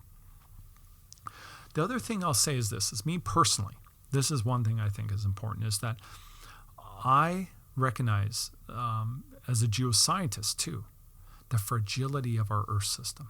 It's massive, it's beautiful, it's amazing, but we live in a very thin veneer of habitability right on the edge of this planet in a hostile solar system and universe that's trying to kill us. There is no other place we know of that we can move, breathe, live over the long term. In fact, we don't even know if we can survive for a long time on the moon or Mars because of microgravity. Even Martian gravity, we don't know right now if that's sufficient gravity to prevent us from having long-term issues that will kill us. Yeah. So this is this thin veneer, this thin atmosphere that we live in all around us is all we have. And we cling to it like a bridgehead of technological civilization in this universe that's trying to kill us. And what do we know? We know we're changing it. We know we're changing it. We know because they can track and they can see exactly these molecules of carbon dioxide. They know if they're coming from what source. And so they can figure out, they know that it's caused by industrial activities and combustion, right? Okay. So now what are we doing? We're operating an experiment where we're changing that thing without 100% understanding the result of the experiment. Yeah. That's scary. That's a major issue, right? And so what do we have? We have this really amazing kind of contrast going on here. We've got energy, a source that has brought an amazing life to billions of people. And it seems essential. It really is essential to our modern civilization. And then we've got these changes that we're facing as far as our atmosphere and climate and so forth. And so I do subscribe to that. And I think what we're finding is that a lot of companies are recognizing the fact that we can't just turn off the tap. But then they see themselves as being part of the solution. And so what is it? A lot of the problems and their solutions are in the subsurface. We need to be subsurface engineers. We need to be working towards those solutions. Is it sequestration? I don't know if that ends up being the silver bullet that solves many of these problems. Is it new energy sources? Maybe. Is it a major technology jump that we're not familiar with right now? Probably it's going to be new technologies that really become part of it. Is it conserving and reducing use? It's, efficiencies and so forth. That's all part of it, right? Yeah. The switch through our industry to natural gas from coal has been responsible for decreases in carbon emissions in this country, significant decreases. Mm-hmm. And so it's been an amazing thing. So I do feel that we're part of the solution. I do feel that, what we do is so important here. There's a lot of responsibility. For people that don't know, correct me if I'm wrong, sequestration is storing carbon dioxide in the ground to take it out of taking it out of the atmosphere, putting it in the ground. Yeah. Okay. And the idea behind it is the challenge there is how do you capture it and how do you ensure long-term safe storage? Because you have to understand we're taking at high pressure injecting a gas into a critical state in the subsurface and trying to trap it in pore structure. Mm-hmm. Now, don't worry. I may have made that sound scary. We have decades of experience in doing that because we used to call that enhanced oil recovery. We were injecting other types of fluids, including CO2, into the subsurface to liberate oil from the pore space. Yeah, we visited one of those in Croatia, I believe. Yeah. everybody seems to talk about, when you're talking about climate change, how do you mitigate it? Everyone talks about net zero, net zero by 2030, net zero by 2050, net zero by 2100. Yeah. Spending time in industry, seeing how it works, what net zero goals do you think are actually attainable? Okay, and I this is a really good question, Jason. And this is what I think, is I think all human industrial activity has impacts. And I think when we talk about net zero, I think we're overly confident. Okay, so let's give ourselves an example. Okay, so the solution to environmental emissions is full electrification of all commercial and regular kind of private vehicles. Okay, so you do that. What's the other consequences of that? Like, how many batteries? What do we have to mine? How do we manage all of that cradle to grave? What are the specific emissions unique to that technology? Now, I agree, we need to go in the directions that are best benefiting society and having minimizing environmental impacts. But I think what we're going to find out, I worked with an ergonomics specialist when we were working on injuries at work while I was at Chevron. And they said to me, we invent a brand new input device like a mouse, or the ones where you put your feet on pedals or whatever it is. And then 10 years later, we find out how they injure people. That's what they said about the general ergonomics field, is that then they find out. And I think that's what we're going to find out about a lot of technologies that we're using, is that it may seem like it's a solution, but then you really start to see it at scale. And we really need to see it at scale. Because you have to remember, when we're talking about oil and gas and its impacts on this earth, we have to understand what kind of scale. Like, the majority of volume of all materials being transported on the ocean is hydrocarbon. Like, think about that. All the things that get traded all over the world, and hydrocarbon is the largest volume that's being transported on the sea. Okay, so this is a major system, and we got to see how other things are going to scale up. Now, I do subscribe to the idea that if we just try to drive this, okay, so let's do that. Let's go 2030 net zero. Let's try that, okay? What does that mean? Like, okay, so how many things do we shut off? How many cheap, abundant, reliable sources of energy do we remove? And what does that do to cost, availability, access to energy around the world? And who suffers most? Yeah. And the answer is, I think we'll find that the poorest, the most vulnerable in the world suffer the very most when we start to have those types of decisions being made. And so I think we need to be, whatever we do, we need to think about the cost to humanity, to individuals, to people. And I think we're going to see that it's not a simple answer. Yeah. Yeah. I'm 140 real quick. 1 hour, 40 minutes. Yeah. Cool. Thank you. Yeah, I mean, I agree with you. It is my opinion that net zero, should be the goal. But we need oil and gas to provide the energy to build the infrastructure, to lift, people in poverty and even us into a point where we can actually reach net zero without, turning off a billion people's stoves and heating and electricity. Other than what you've already said, do you have anything to add to that? Yeah, I think I heard a quote that I really liked, and they said, I hope with technology development that we'll get to a point that, given just how valuable hydrocarbons are, that we stop just burning them. Yeah. I thought that was really interesting. What an interesting idea, because we know that already. The hydrocarbons play a big role in all kinds of aspects of our modern society. In fact, it's the old adage, if you go ahead and remove hydrocarbons from this room, we'd be surprised at how many things would fall off the walls and how many things would, this couch would disappear. There's probably all kinds of synthetic threads that are in it. There's all kinds of hydrocarbons all around us. And so I do think that we're going to find that, modern society is always going to need hydrocarbons. But we'll find better ways to manage emissions, to get ourselves better in balance with our environment would be really, really beneficial, right? To ensure nobody wants to, do anything to disturb that thin veneer that's keeping us alive, or our lifeboat in this universe that's trying to kill us. Yeah.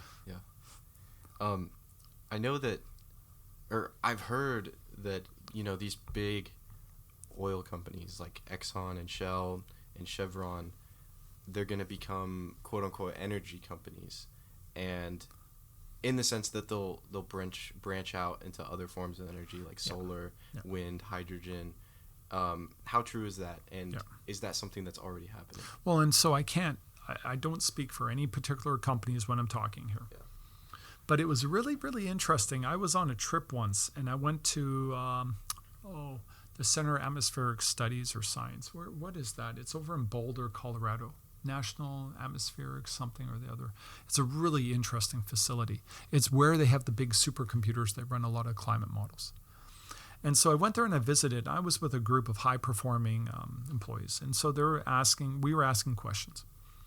And I could kind of get a sense of how people were thinking, it seemed like there was kind of an adversarial attitude towards, oil and gas people visiting, right?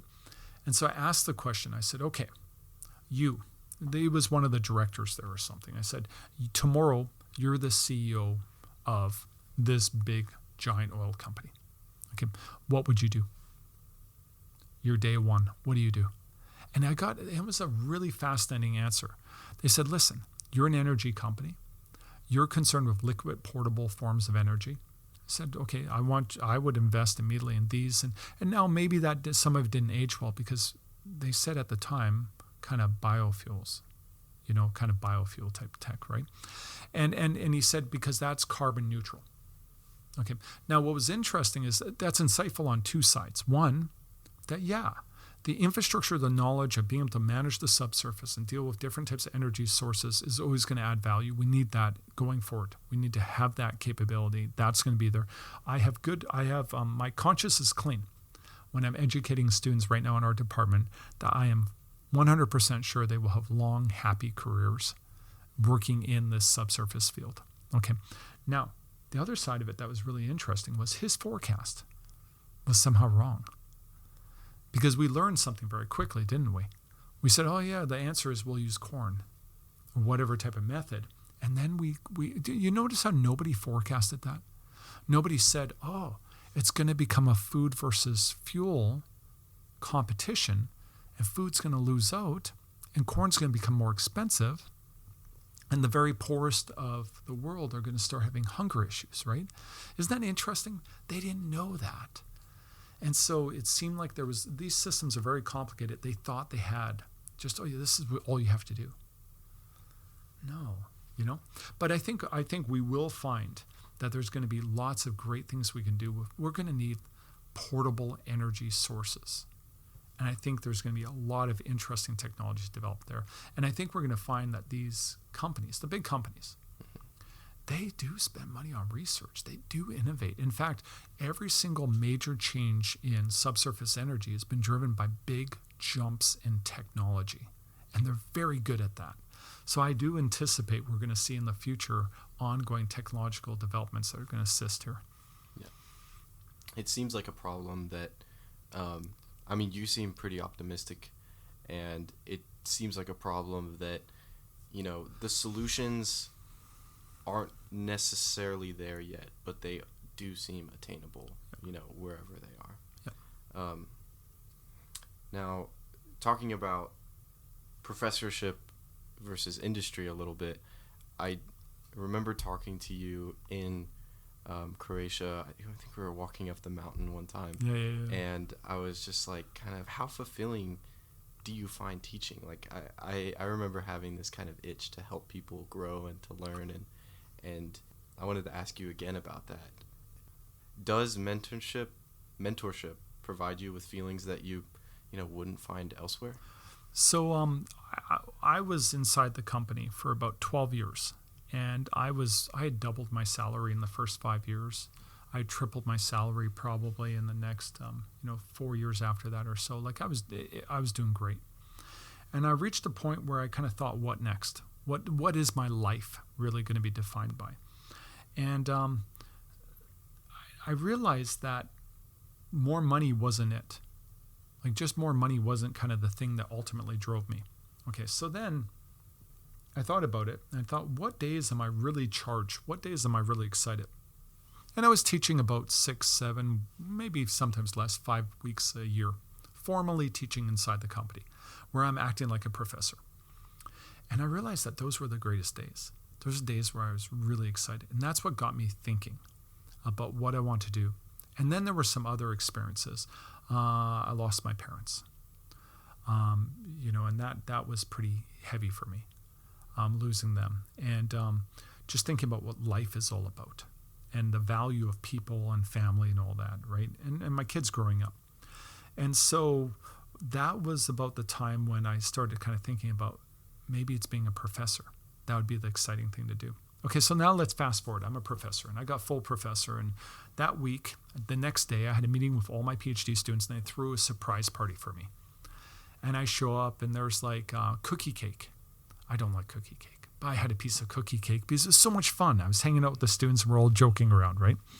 And then they said, Dr. Pyrcz, we want to do a round. And what we do when we have regular meetings is we do a round where everybody shares new, interesting things in their research. And what we usually do is we start with something inspirational. Like one time it was like, tell us something unusual about yourself that nobody else would know. And we found out that somebody's got like a black belt in something. Or, you know what I mean? We kind of find out cool stuff. Okay. They did a round where they talked about how I'd impacted their lives.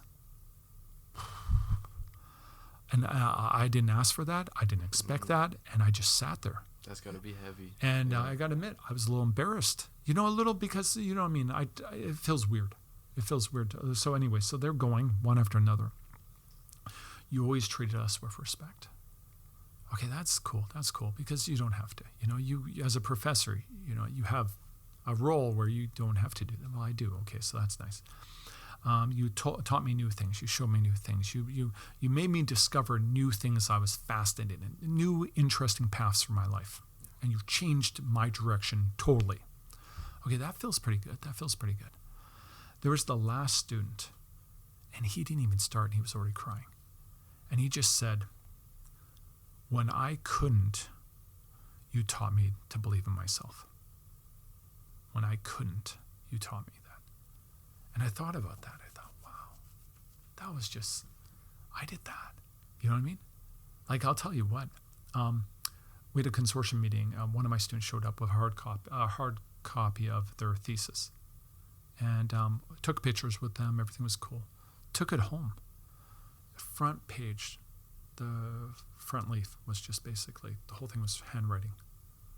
Just a big message about how their life had been changed and impacted by working with me. Even now, it feels kind of weird to talk so much about it, but that doesn't happen. And then I think about, like, even now, I sit here and the generations are all tied together.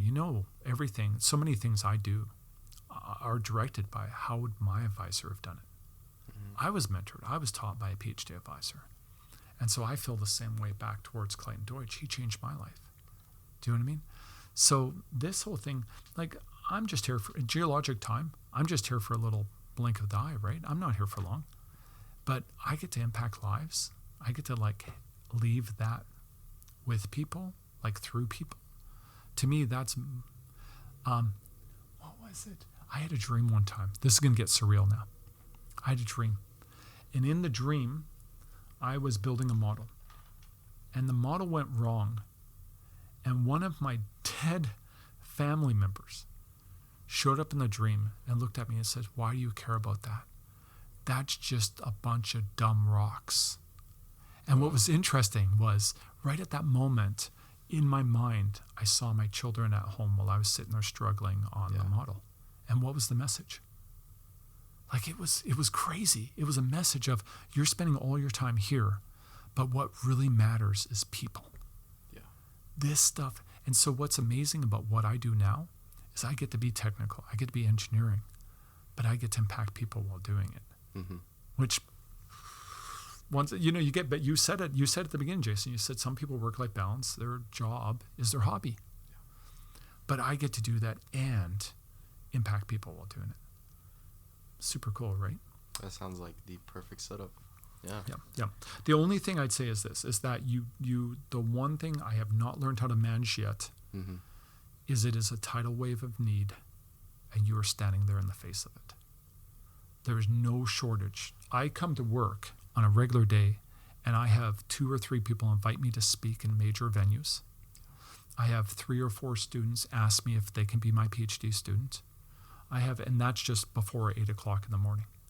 Do you know what I mean? Like, I get hundreds of emails a day. Yeah. I literally can't keep up with the whole thing. And so to be a professor, you do 2 things. You have to be super optimistic and have selective amnesia.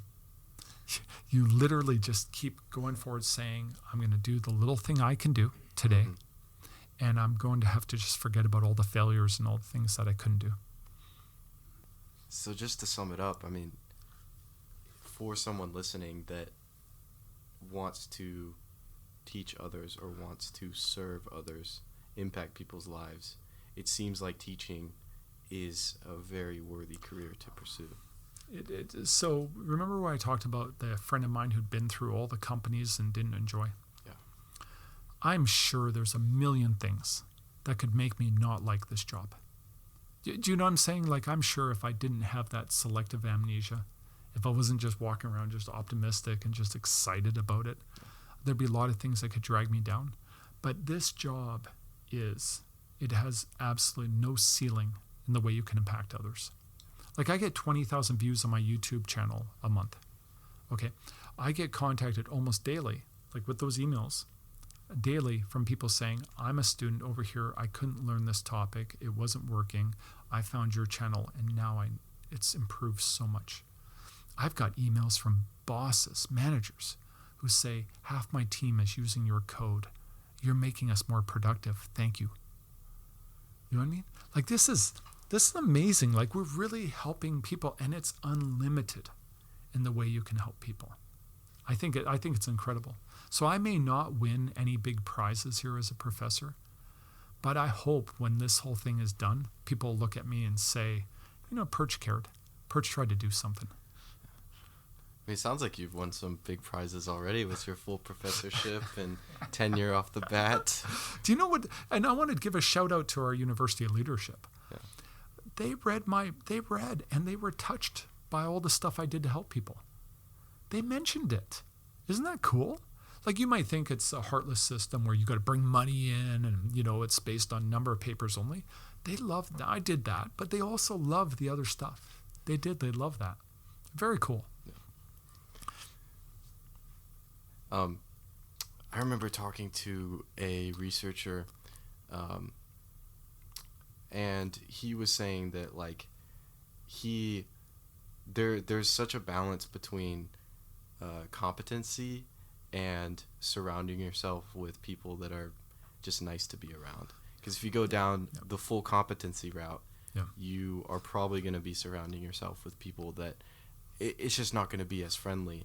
But if you go to the purely surrounding yourself with people you like to be around, then you lose a competency aspect of it, and there's such a balance there. I do think that it is possible to still be nice and be top in the field. I think ultimately, this is one thing I learned in industry with, like, leadership training, is that your performance is directly proportional to the performance of your subordinates. And your subordinates perform better when they feel appreciated, when they feel respected, when they enjoy what they're doing, when they feel like they have freedom to try and to fail. Mm-hmm. And so what I've found so far is, so I had 16 or so peer-reviewed publications last year. That's pretty good. I have a lot of good things going on right now as a professor. And you go into my lab and talk to my students, and I don't run a sweatshop. Like, the students, I motivate them to come to the office by randomly showing up and taking everybody who's there out for tacos. I'll just take everyone out for tacos. We'll have talks. We'll discuss. The students are excited to do their work.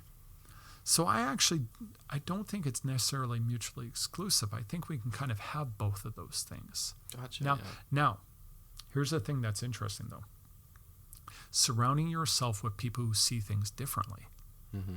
That is interesting. Like, I have found that, like, when I recruit graduate students, we have a world map in our office with my student office. We have pins all over the world. And there's a lot of professors that kind of get a little bit of a tunnel going from certain institutions to PhDs, because they have centers of strength in the world. And I understand that clustering, right? But I don't do that. Actually, people are a little bit surprised by my system. I use more of a system. I review them and make sure that they have kind of basic capabilities and skills, but then I meet with them and I gauge the enthusiasm. I get a sense of that personality, whether or not they'd be willing to work with and help others and so forth. And so my team is full of people like that. They're doing great. When I talk to other professors about the standards I have for number of peer-reviewed publications for a PhD and a master's, people are surprised. And they're performing. They're doing very well. So it is a very interesting thing. Now, can I say one more thing about that? Yeah. I was in industry, and I went through the process as a team leader and seeing people get promoted. I saw, the personality where you don't get along with anyone else because you're that expert, that kind of personality. You know exactly what I'm talking about, right? Yeah, for sure. I saw those people not get promoted to the really high levels in the technical career ladder because it was seen as a behavior that's not really leadership behavior. So what am I saying? Hey, you can be great in your field, and you can also be really nice, and you're going to learn more from others. You can surround yourself with people that are totally different than yourself, and you're going to learn from them too. Yeah. So, for, say an engineering undergrad or someone going into industry, I think you provide really valuable insight, not only working in industry and seeing people younger than you come in and come up, but then also recruiting graduate students. Would you say that for someone trying to make it into, your pretty sought after research group or another research group or, an internship that's very, very competitive, how much of the competency equation do they need? And then how much of the enthusiasm and the willingness to learn? Obviously you can't have no competency, but just so much tenacity, you'd be a little imbalanced.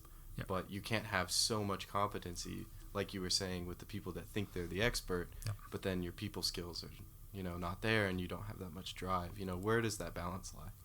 I've had people come into my office, and they've sent me their CV. And I've looked at it, I've seen that they have basic skills that I would want in my team. Right, my student team. But they showed up in my office and they said, listen, Dr. Pyrcz, I was looking through some of your research and I have an idea of how to fix it.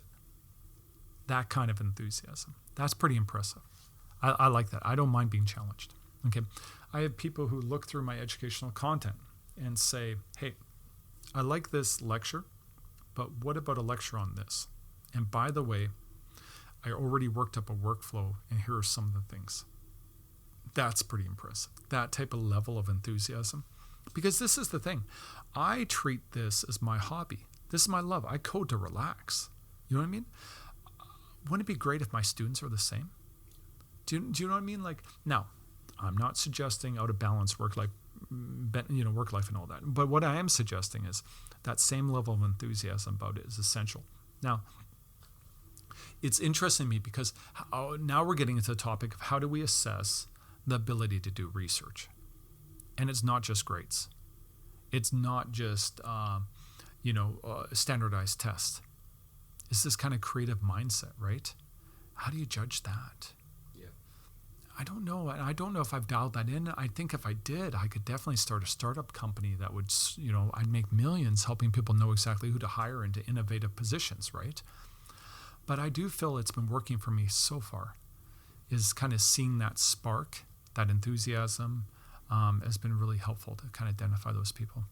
Is the recruitment process between academia and industry different in significant ways, or is it similar? Oh, good point. I was the hiring manager inside of my research center for a while. So I was dealing with and overseeing how we were recruiting. And I've recruited a lot of students to join me. If anyone's interested, you can go to my website or you can go to Twitter. I share kind of advice on things. And one of the things I share is kind of how to get the job, how to prepare for an interview. And that came from my time in industry. But I really do have a sense that it would help you in academia also. Now, what they're looking for, of course, what would you emphasize?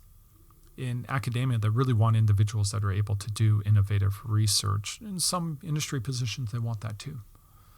They're looking for good fit in the team, people who have kind of the ability to mentor and help others. That's helpful on both sides. So for me, maybe I'm unique because you're asking the professor who grew up in industry, but I have been using the approach that I learned in industry to recruit here, and so far it's been working. Yeah, it almost makes me think of that comprehension versus competency, right? Yeah. Like, is industry looking for competency while academia is looking for comprehension, or is that a little inaccurate? And I'm gonna push back on that one, Jason, because this is something very interesting. Is that sometimes there's this feeling that academia is the home of novelty, innovation. Industry is the home of practice, best practice, established practice, right? And this is what I know is I came from a research center where 2 floors above me and 2 floors below me, we all had PhDs from major institutions around the world. The people I cited in my PhD, many of them were 5 doors from me, down from me in the hallway there, working around me. Okay, so world's best experts in the field. We were conducting research that we would visit universities, and the professors came up to us not for money, but to collaborate on the cutting edge research. Do you see what I'm saying? We were leading the world in the technologies we were developing, and at times, universities were looking at us for leadership, technically. Okay, so I do have this perspective that does happen in industry. On average, an expected value, because we're talking probabilistically now, right? Probably more innovation happens in universities and less in industry. Of course, there's many people who are standard engineer, like undergraduates go off and basically do standard engineering work with sometimes limited innovation. I hope that's fair to say. Mm-hmm. Yep. That's one of the reasons I did grad school. Because when I worked in the mine sites and I saw what I was doing, I realized that I always wanted to do kind of more innovative stuff. That's what drove me to a PhD. I know you're really busy. Thank you for coming on. I really appreciate it. Just where can people reach you? You know, where can people find your work?